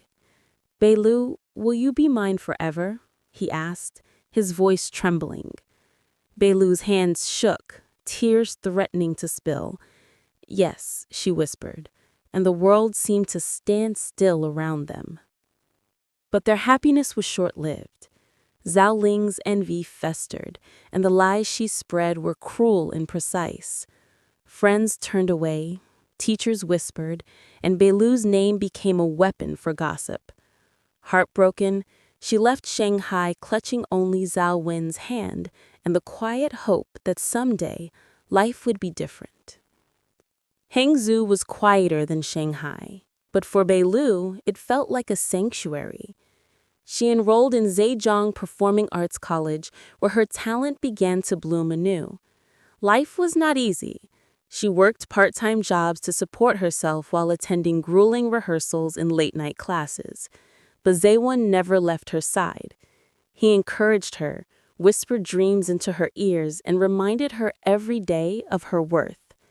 Together, they found joy in the little things, studying by the Wake Leak, sharing street food under the neon glow, and stealing moments of laughter amidst exhaustion. By the time Beilu graduated, she was no longer the broken girl who had fled Shanghai. She was strong, independent, and fiercely determined. Zewon's own acting career was taking shape, and their love had matured into something deeper than teenage infatuation, a partnership built on trust, respect, and unwavering support. Their wedding was held on a serene spring afternoon at West Lake, where willow trees swayed gently in the breeze. Beilu wore a gown of soft silk, simple yet elegant, while Zewon's eyes never left her face. Surrounded by close friends and family, they promised to build a life together, one full of love, laughter, and shared dreams. In the years that followed, Beilu's career blossomed. She captivated audiences with performances that were raw, emotional, and unforgettable. Zewon too rose to fame, his quiet intensity on screen winning hearts across the country. Life, however, was not just about work. Beilu became a mother, guiding their 4 children with patience and warmth. Their eldest son, Tian Hao, was adventurous and mischievous. Haoran, the second, was thoughtful and kind. Yuchen, the youngest son, was spirited and full of life, and their daughter Liangxi, gentle and perceptive, often reminded Beilu of herself at that age, curious, determined, and full of dreams. Their home was a lively, loving chaos, filled with the scent of fresh meals, the sound of laughter, and the quiet comfort of family. A decade after leaving Shanghai, Beilu received an elegant invitation to her high school reunion. Her hand brushed Zaywan's as they read it together, and a soft smile curved her lips. The past no longer had power over her. They would go, not out of obligation, but because Beilu had earned her place in life, not as a victim, but as a woman of strength and grace. The reunion was held in the renovated auditorium of Shanghai No. 3 High School. The moment Beilu and Zaywan walked in, the room fell into an almost reverent silence. Former classmates whispered, eyes wide as they recognized the woman they had once betrayed. Zhao Ling, now standing near the back, paled. The carefully constructed persona she had relied upon for years crumbled when she saw Beilu, confident, radiant, and unshakable. Apologies came in hesitant waves. Some classmates approached with tears in their eyes, confessing regret. "We never realized. We're so sorry," they whispered. Beilu listened, her heart soft but steady. She offered nods of acknowledgement, but no anger. Life had already given her everything Zhao Ling had tried to steal: love, family, and fulfillment. When Zhao Ling finally approached, Beilu looked into her eyes. There was shame, fear, and lingering envy, but Beilu felt only quiet triumph. She nodded once, gently, and walked away with Zaywan, leaving the past behind. That evening, Beilu returned home to Hangzhou. The soft chatter of her children filled the house, mingling with the warm aroma of dinner. Zaywan's hand rested on hers, their fingers intertwined in a familiar, comforting grip. She watched Tianhao chase Liangxi around the living room, while Haoran and Yuchen built towers of blocks, laughter echoing throughout the rooms. Beilu Cheng, once heartbroken and betrayed, had become a woman of strength, grace, and boundless love. She had survived the cruelties of youth, risen to fame, embraced motherhood, and built a family full of warmth and joy. And in that quiet, golden moment, she realized that life had always been on her side. She had not just survived, she had thrived. Somewhere in the distance, the past lingered only as a faint shadow, powerless against the brilliant light of her present. The city of Shanghai was buzzing with excitement as the annual charity gala opened its doors. Celebrities and socialites filled the grand ballroom, their laughter and chatter weaving through the gilded hall. Beilu Cheng arrived with Chen Zaywan, their children in tow, dressed elegantly but naturally, exuding the calm confidence of people who knew their worth. Among the crowd, Zhao Ling moved cautiously, her heels clicking nervously against the marble floor. Once she had thrived on manipulation, whispers, and envy. Now the air seemed to press down on her, the weight of her past mistakes impossible to ignore. She caught sight of Beilu from across the room, glowing, radiant, and surrounded by adoration. The contrast was stark and humiliating. A series of speeches began, honoring achievements in art and philanthropy. When the gala host announced a special award for outstanding contribution to cinema and society, Zhao Ling's heart sank as Beilu's name echoed through the hall. Applause erupted. Cameras flashed. People who had once whispered rumors now approached Beilu with smiles and admiration. Zhao Ling felt the sting of exposure, a sharp, undeniable reminder that envy had left her hollow. Finally, a press conference allowed the attendees to mingle and speak. Zhao Ling, trembling, approached Beilu. Her voice, once confident, now faltered. "Beilu, I. She stopped, swallowing the lump in her throat. I was wrong. I'm sorry for everything I did, for the lies, for betraying you, for making your life miserable. Belu looked at her calmly, her eyes steady but compassionate. There was no anger, no dramatic confrontation. I know, Xiaoling, she said softly, her voice carrying the weight of years of pain and triumph. As the crowd watched silently, Zhao Ling's face paled, tears threatening to spill. In that moment, she understood the full measure of her envy. She had wasted years chasing a shadow, while Beilu had built a life full of love, respect, and accomplishment. As Zhao Ling stepped back, broken and humbled, Beilu returned to her family. Zewen's hand brushed hers, their children laughing nearby, and Beilu felt a warmth that no past betrayal could ever take away from her.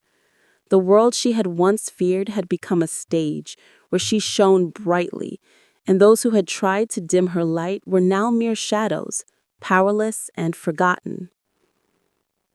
Zhao Ling's downfall was not violent or dramatic in the traditional sense. It was quiet, inevitable, and complete. The truth had a way of rising to the surface, and in that glittering hall, surrounded by those who admired her, Beilu realized something profound. True power, strength, and happiness were never about revenge. They were about living fully, loving fiercely, and never letting the past define who you were. क्या आप हमें आज उनके द्वारा सीखे गए पाठों के बारे में कुछ बता सकते हैं? उन्होंने किस बारे में बात की? थोड़ी देर के सदमे के बाद कुल प्रमुख प्रणव शर्मा खुद को पूछने से नहीं रोक पाए। ठीक है, आज रोहित शिक्षक ने साधना तकनीक के बारे में बात की। हालांकि उन्होंने जो बताया वो बहुत गहन था, इसलिए मुझे उसका 10वां हिस्सा भी याद नहीं है। उन्होंने यही कहा, अपनी सांसों को समेटना और उन्हें पोषित करना, ये सोचना कि एक साधारण जुक्सी क्षेत्र के पीछे इतना गहरा सिद्धांत होगा, ये बहुत अविश्वसनीय है। काश मैंने उस समय ऐसे पाठ सीखे होते तो मैं ऐसे क्षेत्र में फंसी ना होती, आगे बढ़ने में असमर्थ। ये वास्तव में एक सच्चे गुरु से प्राप्त सिद्धांत है। मैं प्रबुद्ध हूँ। कुछ वाक्यों को दोहराते ही कुलाध्यक्ष और कमरे में मौजूद बुजुर्ग मानो स्तब्ध हो गए हों, मानो वे उन शब्दों के नशे में चूर हों, उन्माद के किनार पर हों। एक प्रतिष्ठित कुलाध्यक्ष और कुलाध्यक्ष बनने के लिए उन सभी में उच्च स्तर की साधना है, यहाँ तक कि उनमें से सबसे कमजोर भी योद्धा 6 डैन पिक्सिप क्षेत्र के विशेषज्ञ हैं। इतने वर्षों से साधना करने के बाद उन्हें साधना के प्रति उच्च स्तर का ज्ञान प्राप्त हुआ है और वे इसके बारे में बहुत कुछ जानते हैं। हालांकि रिद्धि शर्मा उन शब्दों को बिना उनके पीछे छिपे सिद्धांतों के समझे केवल दोहरा रही हैं। उनके लिए वे शब्द ईश्वर की वाणी से अलग नहीं है। ये उस कई रहस्यों को एक पल में सुलझा देता है जिन्हें वे पहले समझ नहीं पाए थे, और वे तरोताज़ा महसूस करते हैं। वो वास्तव में एक गुरु हैं। नहीं, कोई गुरु भी ऐसे गहन और रहस्यमय सिद्धांतों की व्याख्या नहीं कर सकता। कुलाध्यक्ष प्रणव शर्मा की आंखों में तेज चमक आ जाती है और घबराहट में उनकी सांसें तेज हो जाती हैं। बाप रे बाप! अपने पिता को उन्माद की किनार पर पहुंचते देखकर रिद्धि शर्मा उन्हें वापस खींचने की कोशिश करती है। रिद्धि, तुम्हें रोहित शिक्षक के पाठ से बिल्कुल भी पीछे नहीं हटना चाहिए। तुम्हें उनसे पूरी लगन से सीखना चाहिए। कुलाध्यक्ष प्रणव शर्मा की चेतना एक रहस्यमय दुनिया से वापस खींची जाती है और वे गंभीर भाव से रिद्धि शर्मा की ओर देखते हुए कहते हैं, लेकिन पिताजी, आपने तो अभी कहा था। उसे उम्मीद नहीं थी कि उसके पिता, जो रूढ़िवादी स्वभाव के हैं, इतनी जल्दी अपना मन बदल लेंगे, यहाँ तक कि वो तुरंत ही उसे स्वीकार नहीं कर पाएगी। पिताजी को अंदाजा नहीं था कि रोहित गुरु इतने अद्भुत होंगे। ओह, ठीक है। इस पर कुलाध्यक्ष के चेहरे पर उत्साह और प्रत्याशा के भाव दिखाई देते हैं और वे पूछते हैं, रिद्धि, क्या तुम अपने रोहित गुरु से पूछ सकती हो कि क्या वे अब भी शिष्य स्वीकार कर रहे हैं? योगेंद्र शर्मा और ऋषभ भी उनसे सीखें। दरअसल क्यों ना मैं भी उनका शिष्य बन जाऊं? कुलाध्यक्ष, शर्मा कुल के मुखिया होते हुए तुम एकेडमी के निम्न स्तरीय गुरु के शिष्य कैसे बन सकते हो? अगर बात फैल गई तो हमारा शर्मा कुल कल की नगरी में अपनी गरिमा कैसे बनाए रख पाएगा? कुलाध्यक्ष अपनी बात पूरी कर पाते इससे पहले ही एक और बुजुर्ग के शब्दों ने उन्हें बीच में ही रोक दिया। कुलाध्यक्ष को डांटने के बाद बुजुर्ग मुस्कुराते हुए कहते हैं, देखिए, मैं केवल एक सामान्य बुजुर्ग हूँ और मैं शर्मा कुल की छवि का प्रतिनिधित्व नहीं करता। यदि ये अब भी अस्वीकार्य है तो मैं एक बुजुर्ग के रूप में अपने पद से इस्तीफा भी दे सकता हूँ। तो क्या आप सभी मुझे पूछने में मदद कर सकते हैं कि क्या मैं उन्हें अपना गुरु मान सकता हूँ? एई जिबा, ऋषभ रिद्धि, ये अपने बेटों और बेटियों यहाँ तक कि कभी-कभी अपने सगे भतीजों आदि को संबोधित करने का बहुत ही करीबी तरीका है। क्रोधित बुजुर्ग दुबे रोहित सिंह को शर्मा कुल में घटित होने वाली घटनाओं की जानकारी नहीं है। पाठ समाप्त होने के बाद वो संग्रह मंडप की ओर चलते हैं। मेरी साधना में भले ही काफी प्रगति हुई है, लेकिन मुझे अभी भी युद्ध तकनीकों आदि की गहरी समझ नहीं है। मुझे जल्दी से उन पर गौर करना चाहिए। साथ ही मुझे एक दान और दो दान साधना तकनीकों पर भी एक नज़र डालनी चाहिए, वरना अगर मैं कुछ भी जाने बिना पाठ करता रहा तो मैं निश्चित रूप से खुद को खो दूंगा। रोहित सिंह को चल रात में साधना में कई सफलताएं मिली थीं, जिससे उनकी शक्ति में काफ़ी वृद्धि हुई है। हालांकि युद्ध तकनीकों आदि के बारे में उनका ज्ञान बहुत कम है। इसके अलावा उन्हें एक दान और दो दान साधना तकनीकों का भी गहन ज्ञान नहीं है। उदाहरण के लिए, आज सुबह जब वे जोया मलिक को सुझाव दे रहे थे तो उन्हें समझ नहीं आ रहा था कि उन्हें उनके प्योरियन बॉडी की समस्या के समाधान के लिए कौन सी साधना तकनीक सिखानी चाहिए। ये थोड़ा अनुसंधान करने और अगले पाठ की तैयारी करने का आदर्श समय है, वरना अगर वे अपने शिष्यों के प्रश्नों का उत्तर नहीं दे पाए तो उनकी अज्ञानता उजागर हो जाएगी। एल्डर दुबे, कंपेंडियम मंडप में दोबारा पहुंचकर एल्डर दुबे अब भी इसके द्वार पर ही खड़े हैं। आप यहाँ किस लिए हैं? कल वे आदमी अपने अहंकार के कारण यहाँ गड़बड़ी करने आया था, इसलिए एल्डर दुबे को उसके बारे में बुरा लगा था। आज फिर यहाँ देखकर वे भौएं चढ़ाने से खुद को नहीं रोक पाए। मैं युद्ध तकनीकों पर मैनुअल देखना चाहता हूँ। रोहित सिंह झुकते हैं। युद्ध तकनीकें, किसी का साधना स्तर ही उसकी शक्ति का मूल है। अपनी साधना तकनीक को ठीक से अभ्यास करने की बजाय तुम्हें बस दूसरों के नकारात्मक उदाहरणों से सीखना था, घमंड में डूबे रहना था, माया के सुखों का आनंद लेना था और आलस्य करना था। आज तुम्हें संग्रह मंडप में प्रवेश करने के बारे में सोचने की भी जरूरत नहीं है। बुजुर्ग दुबे ने उन्हें भगाने के लिए हाथ हिलाया। उनके विचार में रोहित सिंह का यहाँ उद्देश्य पुस्तकें पढ़ना भी नहीं है, बल्कि ये यहाँ उन्हें पलटकर उनमें से कुछ विशिष्ट बिंदुओं को याद करने के लिए है, ताकि एक ज्ञानवर्धक जीव प्रस्तुत की जा सके। अपने शिष्य के मार्गदर्शन में सबसे बड़ी वर्जना अपूर्ण ज्ञान देना है। जब आपका ज्ञान का भंडार आधा ही भरा हो तो आपके शिष्य की साधना गलत मार्गदर्शन के कारण भटक जाना आसान है। कल रोहित सिंह यहाँ 2 बार आए और दोनों बार वे बस यूं ही नियमावली पलट रहे थे। उनकी गति को देखते हुए उन्हें शायद पुस्तकों के नाम भी याद नहीं है और ये कहने की ज़रूरत नहीं है कि वे उन्हें याद रखते हैं। उनके कर्म उनके घमंड के अलावा और क्या दर्शाते हैं? कंपेंडियम मंडप शिक्षकों के लिए अनुसंधान और अध्ययन का स्थान है। ऐसे व्यक्ति को प्रवेश कैसे दिया जा सकता है? मैं घमंड में डूबा रहता हूँ और माया के सुखों का भोग करता हूँ। रोहित सिंह पलके झपकाते हैं और उनकी आंखों में उलझन साफ दिखाई देती है। वे ऐसे शब्द क्यों कह रही हैं? वे खुद को रोक नहीं पाए और पूछ बैठे, बड़े दुबे, मैं यहाँ सीखने आया हूँ, कोई परेशानी खड़ी नहीं। द जैसे ही वे स्थिति स्पष्ट कर रहे होते हैं, उनके पीछे से पदचापों की आहट सुनाई देती है और एक मधुर आवाज सुनाई देती है, बड़े दुबे, मैं कुछ किताबें लेने अंदर जा रही हूँ। मुड़कर देखा तो वही देवी शिक्षिका हैं जिनसे वे कल मिले थे, कोमल कपूर। इस समय कोमल कपूर हल्के बैंगनी रंग के कपड़े पहने हुए थे। उनके दुबले पतले शरीर, उनके अविश्वसनीय फिगर और उनके निर्दोष चेहरे ने एक उत्कृष्ट और परिष्कृत आभा बिखेरी थी, जो उनके आसपास के वातावरण को भी बिखेर रही थी। ओह, ये शैन टीचर हैं, अंदर आ जाइए। ये देखकर कि ये शैन ही है, एल्डर दुबे उसे जरा भी रोकने की कोशिश नहीं करते हैं। कोमल कपूर न सिर्फ खूबसूरत है, बल्कि टीचर्स के बीच एक प्रतिष्ठित प्रतिभाशाली भी हैं। सिर्फ 20 साल की होने के बावजूद वो पिक्स्यू दायरे से बस एक कदम दूर फाइटर 5 डैन के शिखर पर पहुंच चुकी हैं। शुक्रिया एल्डर दुबे, वो शान से सिर हिलाती हैं। पलटकर उनकी नज़र रोहित सिंह पर पड़ती है, जो बगल में खड़े हैं, और वो थोड़ा हैरान हुए बिना नहीं रह पाती। पहले हालांकि रोहित सिंह ने कभी उनसे अपनी गलती नहीं मानी थी, लेकिन उन्हें देखते ही वो शर्मा जाते थे और उनके सामने कुछ बोल नहीं पाते थे, किसी औरत की तरह शर्माते हुए। सबसे मूर्ख व्यक्ति भी समझ जाता था कि कुछ गड़बड़ है। शुरू में उन्हें लगा कि इस बार भी ऐसा ही होगा। हालांकि वो मुड़ने से पहले बस उस पर नज़र डालता है। उसकी उन निर्मल आंखों में जो निर्मल झरने के पानी जैसी थी, उसके लिए अतीत में जो श्रद्धा थी वो बिल्कुल गायब थी, मानो वो उसकी सुंदरता से पूरी तरह अछूता हो। सबसे महत्वपूर्ण बात यह है कि रोहित सिंह कमज़ोर है और उसने शिक्षक योग्यता परीक्षा में भी बहुत कम अंक प्राप्त किए थे, परिणाम स्वरूप वो दूसरे शिक्षकों को देखकर हमेशा हीन भावना महसूस करता था, जिससे उसके आत्मसम्मान की कमी के कारण उसका स्वभाव अविश्वासी हो जाता था। हालांकि इस समय वहां खड़े होने मात्र से ही वो एक असाधारण व्यक्ति की आभा से युक्त गरिमामय लग रहा था। उसके स्वभाव को देखकर ही वो पहले जैसा नहीं था, बल्कि बिल्कुल अलग व्यक्ति लग रहा था। कल जब वे मिले थे, उस तिथि को याद करते हुए उसने योगेश सिन्हा की बात को सीधे सीधे खारिज करने की हिम्मत भी की। कोमल कपूर खुद को हतप्रभ महसूस करने से नहीं रोक पाई। हीन भावना से ग्रस्त वो अजीब युवक इतना बदल कब गया? बड़े दुबे, मैं कि यहाँ किताबें देखने आया हूँ, उसे अंदर क्यों आने दिया जा रहा है जबकि मुझे अंदर जाने की इजाज़त नहीं है?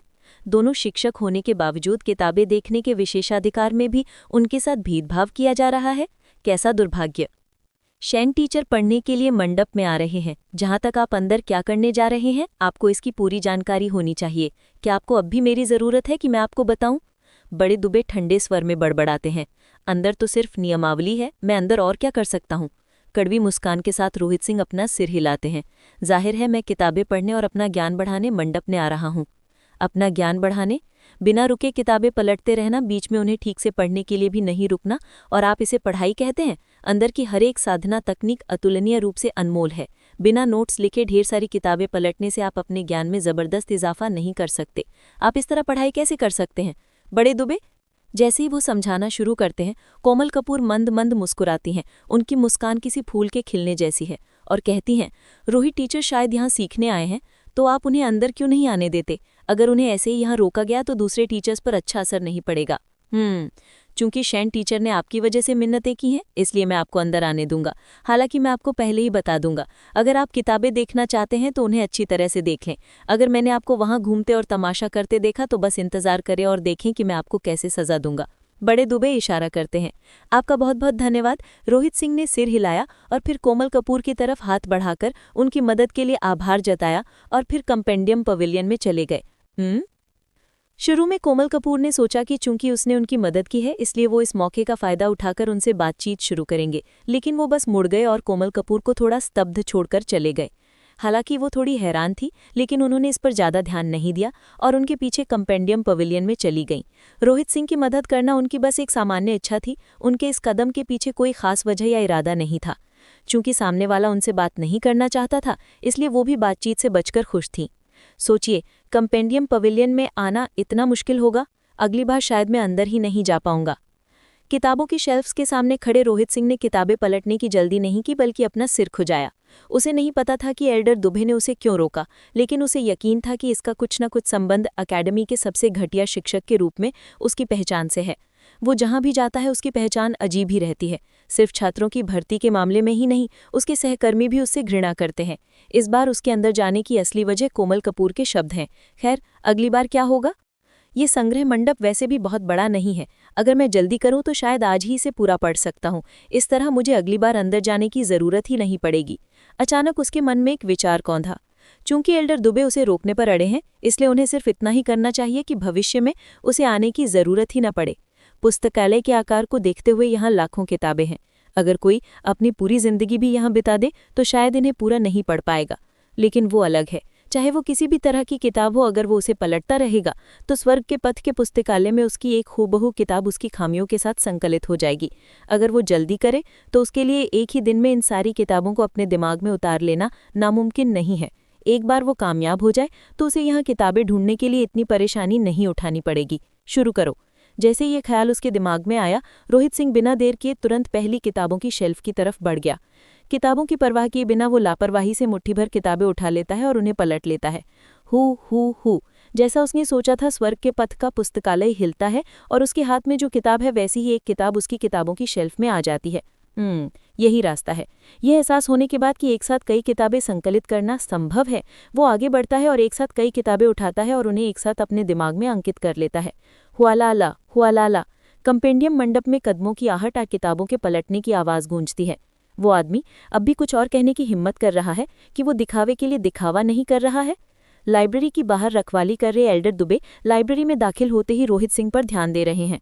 पिछली बार वो आदमी एक बार में सिर्फ एक किताब पलटता था और फिर उसे वापस रख देता था। हालांकि ये साफ दिख रहा है कि वो इसे लेकर ज़्यादा गंभीर नहीं है, लेकिन कम से कम ये अब भी स्वीकार्य लगता है। अब वो एक साथ दर्जनों किताबें उठा रहा है और उनके साथ खेल रहा है, और उनके शीर्षक साफ साफ देखने से पहले ही उन्हें अलमारियों में वापस रख रहा है। वो क्या कर रहा है? वो यहाँ किताबें पढ़ने आया है या पत्ता गोभी चुनने? इसके अलावा जब वो दूसरा पक्ष मैनुअल देख रहा होता है तो उसे चक्कर आने लगते हैं। विस्टेरिया की खेती के नर और मादा के रिश्ते की बुनियादी बातें, यिन और यांग के मेल का तरीका, हरे पन्ने की गोली का शोधन और उपकरण गढ़ते समय ध्यान रखने योग्य महत्वपूर्ण पहलू। हर तरह के विषयों पर किताबें हैं। खेती की तकनीक, युद्ध की तकनीक, औषधीय जड़ी बूटियों की खेती, यहाँ तक कि स्त्री पुरुष संबंधों पर भी। जब तक ये एक किताब है, ऐसा कुछ भी नहीं है जिसे ये बंदा न पलटे। हर किसी की अपनी कमियां और खूबियां होती हैं, और व्यक्ति की ऊर्जा की भी अपनी सीमाएं होती हैं। हर क्षेत्र में महारत हासिल करना नामुमकिन है, इसलिए किसी को सही ढंग से चुनना होगा कि उसे कौन सी किताब पढ़नी चाहिए। हालांकि ये बंदा बिना किसी हिचकिचाहट के हर किताब पलट देता है। क्या उसे यकीन है कि वो यहाँ परेशानी खड़ी करने नहीं आया है? वो यहाँ परेशानी खड़ी करने ही आया होगा। जब वो जाएगा तो मैं उसे सबक ज़रूर सिखाऊंगा। एल्डर दुबे का चेहरा काला पड़ जाता है और वो ठंडे स्वर में बड़बड़ाता है, उफ। कोमल कपूर, जो कंपेंडियम पवेलियन की सदस्य भी हैं, लगातार कदमों की आहट और किताबों के पलटने की आवाज़ें सुनती है। शुरुआत में तो उन्होंने ज़्यादा सोचा नहीं, लेकिन जैसे जैसे समय बीतता गया उन्हें लगने लगा कि कुछ तो गड़बड़ है। किसी किताब को उसकी विषय वस्तु समझने के लिए उसे धीरे धीरे पढ़ना पड़ता है। कोई उसे इतनी जल्दी कैसे पलट सकता है? हतप्रभ होकर वो खुद को वहां जाकर देखने से नहीं रोक पाईं। इसके बाद उन्होंने रोहित सिंह को पहली शेल्फ से किताबें पलटते हुए देखा।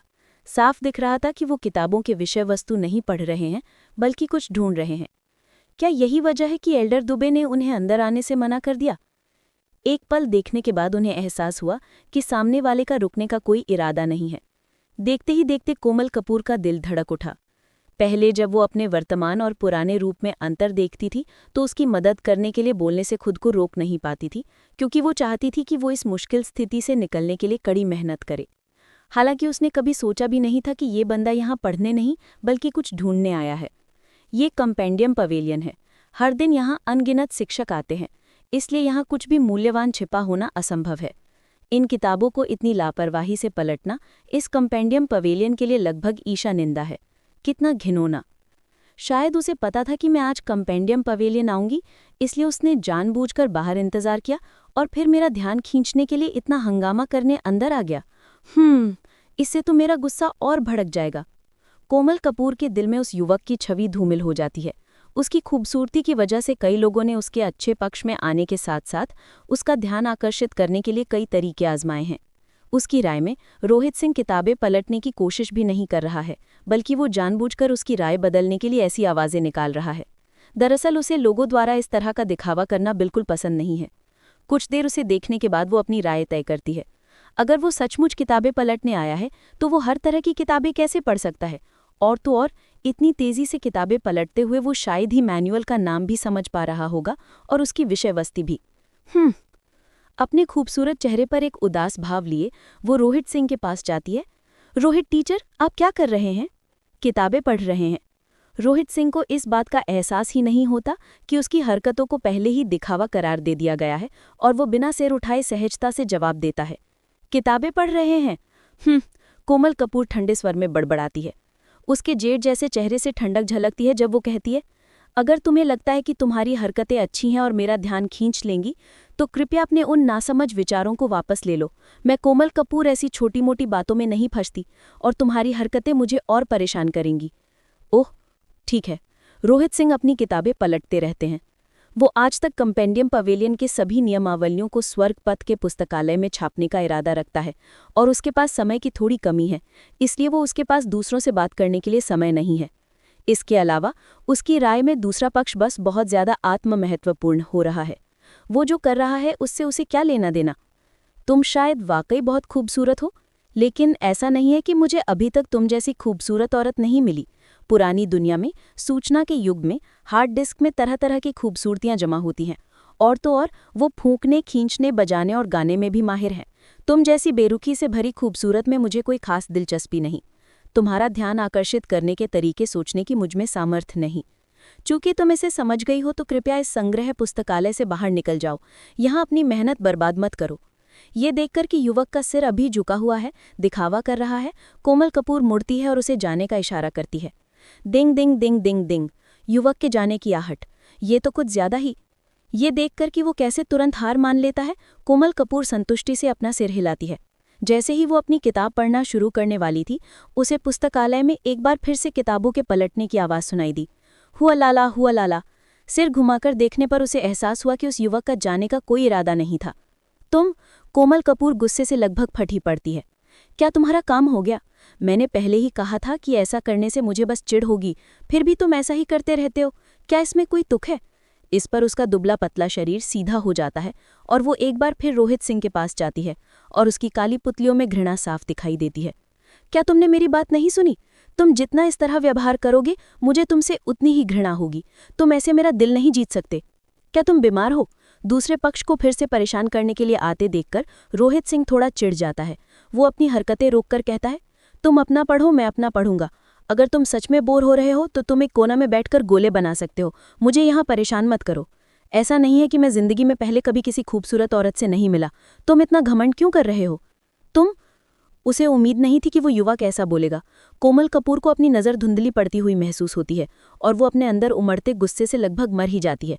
वो कौन है? बुद्ध अकेडमी के नंबर 1 सुंदरी, अद्भुत प्रतिभा और सुंदरता से संपन्न अकेडमी के लगभग सभी शिक्षक और छात्र उसे देवी के रूप में मानते हैं।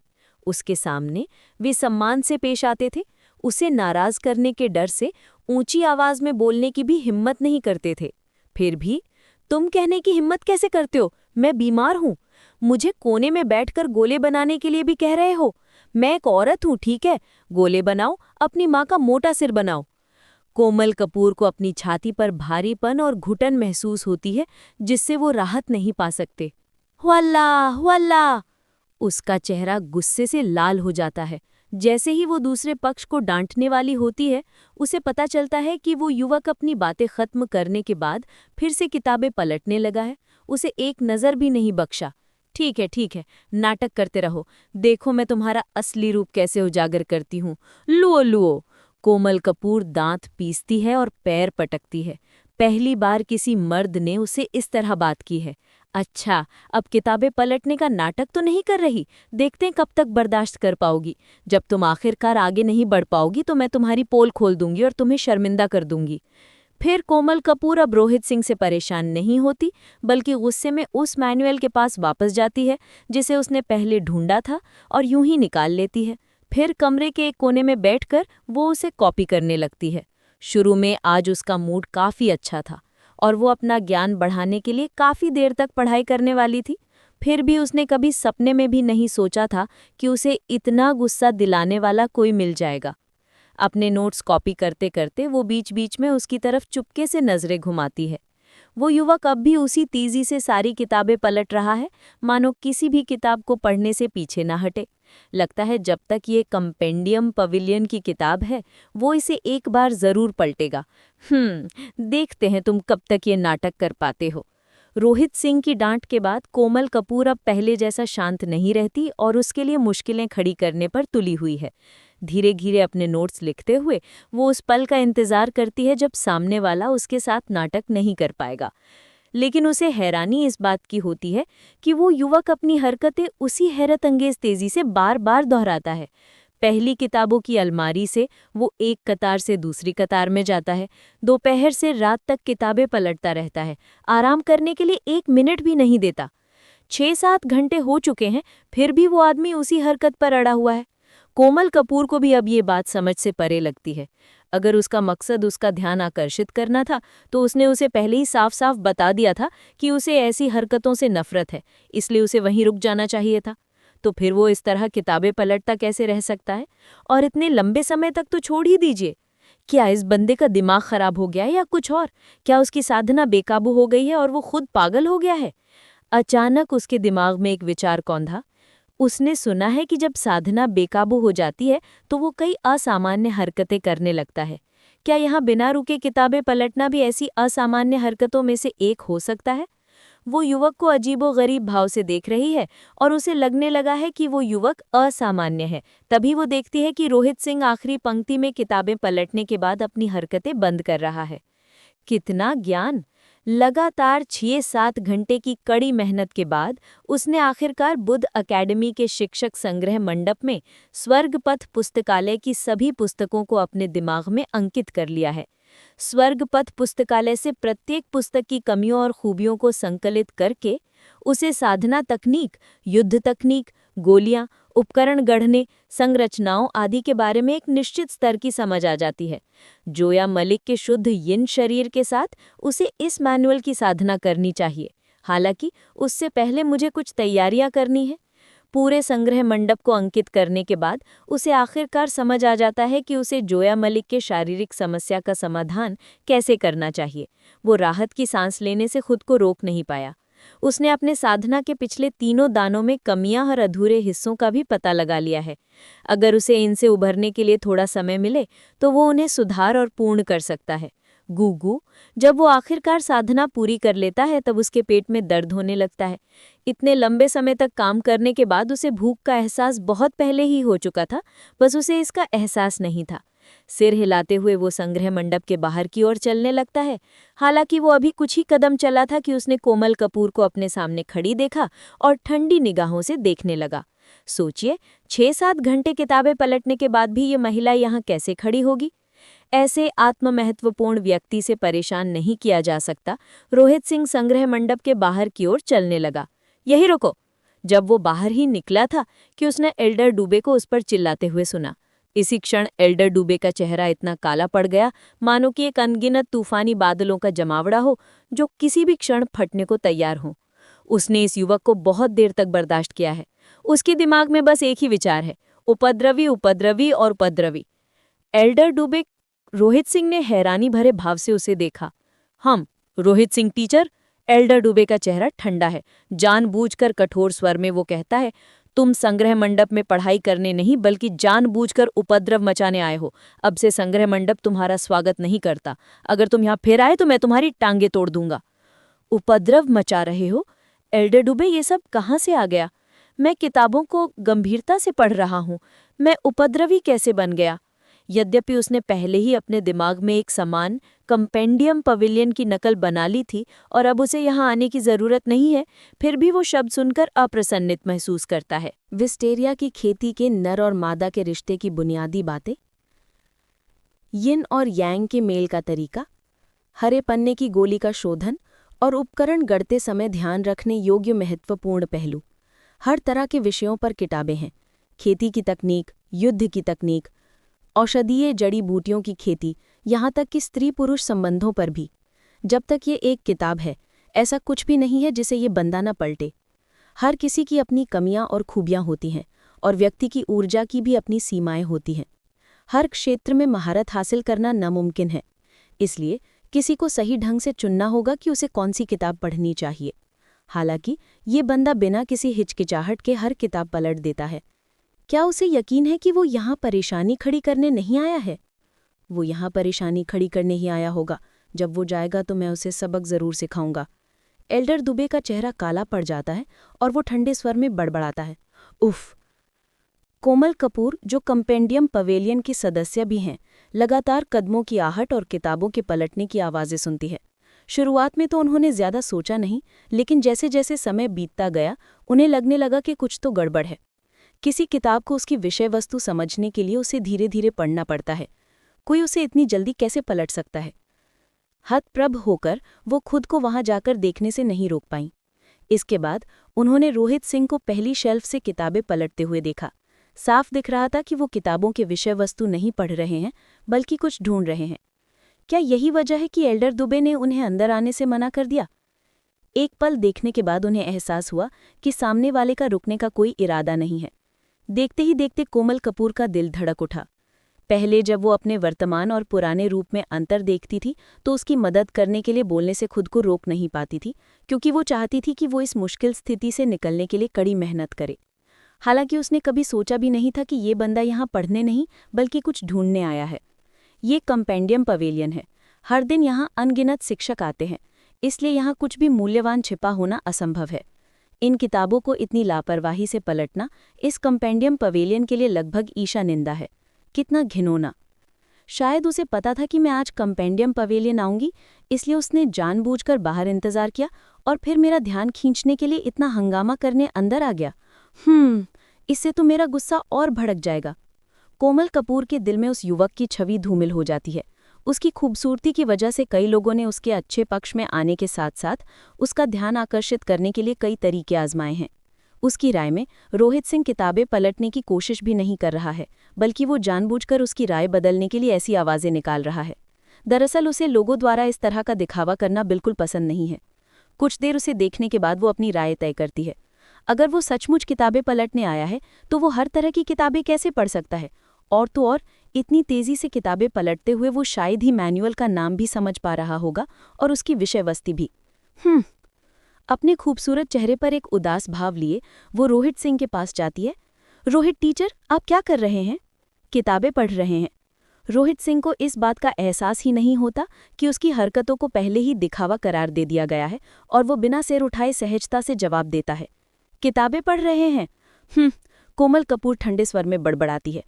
उसके जेठ जैसे चेहरे से ठंडक झलकती है जब वो कहती है, अगर तुम्हें लगता है कि तुम्हारी हरकतें अच्छी हैं और मेरा ध्यान खींच लेंगी, तो कृपया अपने उन नासमझ विचारों को वापस ले लो। मैं कोमल कपूर ऐसी छोटी मोटी बातों में नहीं फंसती, और तुम्हारी हरकतें मुझे और परेशान करेंगी। ओह ठीक है। रोहित सिंह अपनी किताबें पलटते रहते हैं। वो आज तक कंपेंडियम पवेलियन के सभी नियमावलियों को स्वर्ग पथ के पुस्तकालय में छापने का इरादा रखता है, और उसके पास समय की थोड़ी कमी है, इसलिए वो उसके पास दूसरों से बात करने के लिए समय नहीं है। इसके अलावा उसकी राय में दूसरा पक्ष बस बहुत ज़्यादा आत्ममहत्वपूर्ण हो रहा है। वो जो कर रहा है उससे उसे क्या लेना देना। तुम शायद वाकई बहुत खूबसूरत हो, लेकिन ऐसा नहीं है कि मुझे अभी तक तुम जैसी खूबसूरत औरत नहीं मिली। पुरानी दुनिया में, सूचना के युग में, हार्ड डिस्क में तरह तरह की खूबसूरतियां जमा होती हैं, और तो और वो फूंकने, खींचने, बजाने और गाने में भी माहिर हैं। तुम जैसी बेरुखी से भरी खूबसूरत में मुझे कोई खास दिलचस्पी नहीं। तुम्हारा ध्यान आकर्षित करने के तरीके सोचने की मुझमें सामर्थ्य नहीं।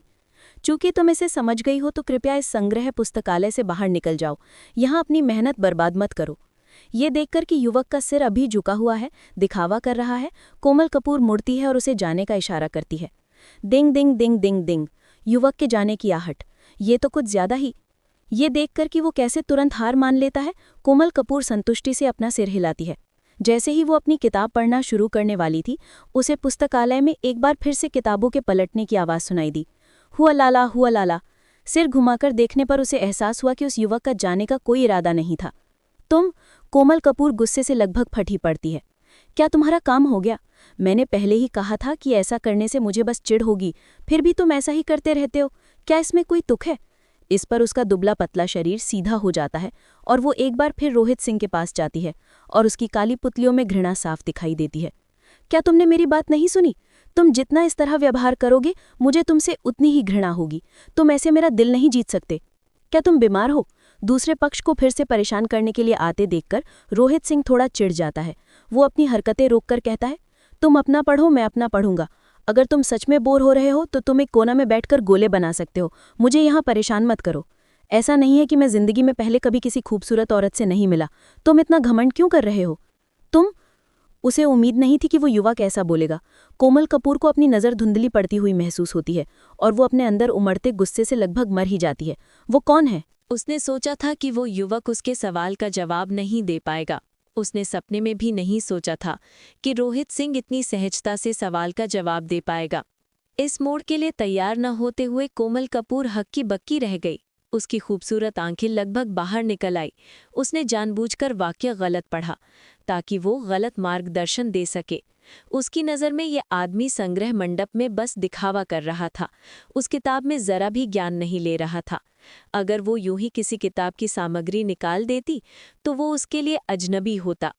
इसलिए उसने उसे गलत सुनाया ताकि वो खुद को मूर्ख बनाए। कौन जानता था कि वो उसकी गलत व्याख्या को भांप लेगा और सबसे सही जवाब भी दे देगा। कैसे? ये कैसे संभव है? क्या ये हो सकता है कि इस बंदे को गोली शोधन की 8 विधियां सिर्फ एक बार पलटने से ही पूरी याद आ गई हों? लेकिन ये नामुमकिन है। वो तो शिक्षक योग्यता परीक्षा में 0 अंक पाने वाला बंदा है। वो गोली शोधन जैसी अपरंपरागत चीज का जानकार कैसी हो सकता है? ठीक है, क्या तुम्हारे पास और कोई सवाल है? अपने सिकुड़े हुए पेट पर हाथ फेरते हुए रोहित सिंह उसे जल्दी से पूछता है, अभी और पूछना है। भारी सदमे के बावजूद उसके चेहरे पर भावशून्य भाव देखकर कोमल कपूर तुरंत संभल जाती है और एक और सवाल पूछती है। एक और मुहावरा है जो मुझे समझ नहीं आ रहा है।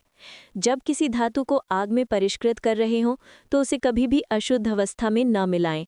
अपनी बात पूरी करने के बाद वो ठंडी मुस्कान के साथ दूसरे पक्ष के हैरान चेहरे का इंतजार करती है। उसने पहले जो सवाल पूछा था वो गोली शोधन पर था, जबकि ये हथियार बनाने की एक उक्ति है। ये मुहावरा उसने एक प्राचीन पुस्तक में देखा था। 1 महीने तक इस कहावत का विश्लेषण करने के बाद भी वो इसे समझ नहीं पाई थी। आखिरकार एक कुशल लोहार से सलाह लेने के बाद ही वो इसे स्पष्ट कर पाई थी। शुरू में वो बस दूसरे पक्ष को शर्मिंदा करना चाहती थी, ताकि उसे पता चल सके कि उसे अपमानित करने की क्या कीमत चुकानी पड़ेगी। फिर भी उसने ये उम्मीद नहीं की थी कि वो 8 औषधि शोधन विधियों के शब्दों का अर्थ समझा पाएगा। इससे उसके अंदर प्रतिस्पर्धा की भावना जागृत हो गई और उसने एक कठिन प्रश्न पूछा जिससे वो अवाक रह गया। ये किनारे खड़े एल्डर डूबे को आश्चर्य हुआ जब रोहित सिंह पहले प्रश्न का उत्तर दे पाया। फिर भी उन्हें कोई खास आश्चर्य नहीं हुआ। 8 औषधि शोधन विधियां एक बुनियादी नियमावली है जिसे अनगिनत नौसिखिए औषधालय को सीखना होगा, बिल्कुल वैसे ही जैसे बुद्ध 9 दान सूत्र साधकों के लिए है। अगर कोई औषधि शोधन नहीं भी सीखता है तो भी उसके लिए इसके बारे में 1-2 बातें जानना कोई अनोखी बात नहीं है। जब कोमल कपूर ने दूसरा प्रश्न पूछा तो वो दंग रह गए। ऐसा इसलिए क्योंकि उन्हें भी इन शब्दों का अर्थ समझना कठिन लगा। किसी धातु को आग में तपाते हुए उसे कभी भी अशुद्ध अवस्था में न मिलाएं। जब दोनों ने सोचा कि वो जवाब नहीं दे पाएगा, तभी रोहित सिंह ने अपना सिर हिलाया और कोमल कपूर की तरफ ऐसे देखा जैसे किसी बेवकूफ को देख रहा हो। इन शब्दों को समझना इतना मुश्किल क्या है? इसका मतलब बस इतना है कि हथियार बनाते समय पहले संबंधित सामग्री को आग में तपकर पूरी तरह से शुद्ध करना चाहिए, ताकि सारी अशुद्धियां दूर हो जाएं।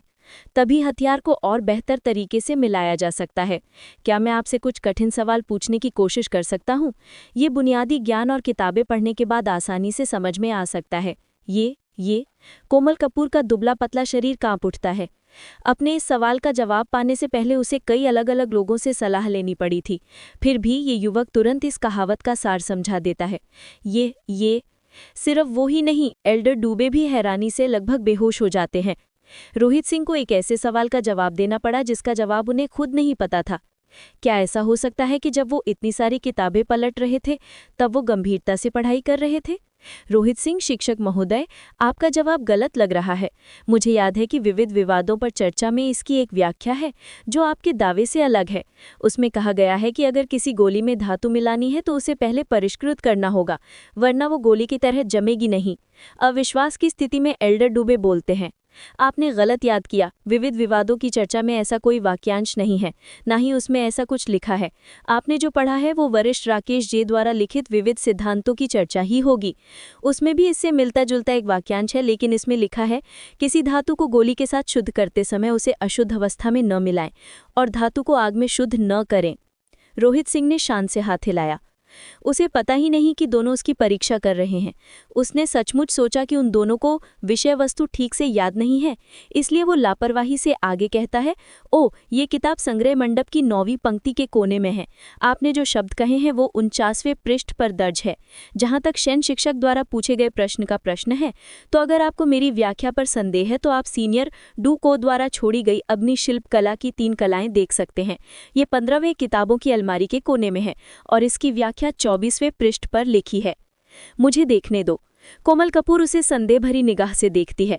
वो जल्दी से संग्रह मंडप में वापस जाती है और कुछ ही क्षणों में वो अपने हाथ में 2 किताबें ले आती है, विविध सिद्धांतों की चर्चा और अग्निशिल्प कला की 3 कलाएं। उस पृष्ठ को पलटते हुए वो डगमगा जाती है और लगभग वही बेहोश हो जाती है। सोची कि ये रोहित सिंह की कही बात की जैसे ही होगा। इसमें जरा भी अंतर नहीं है।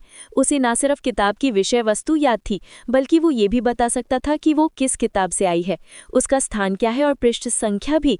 क्या ये वाकई शांत जल का हृदय है? तो दोस्तों, कहानी यहीं खत्म होती है, लेकिन हमारी दोस्ती अब शुरू हुई है।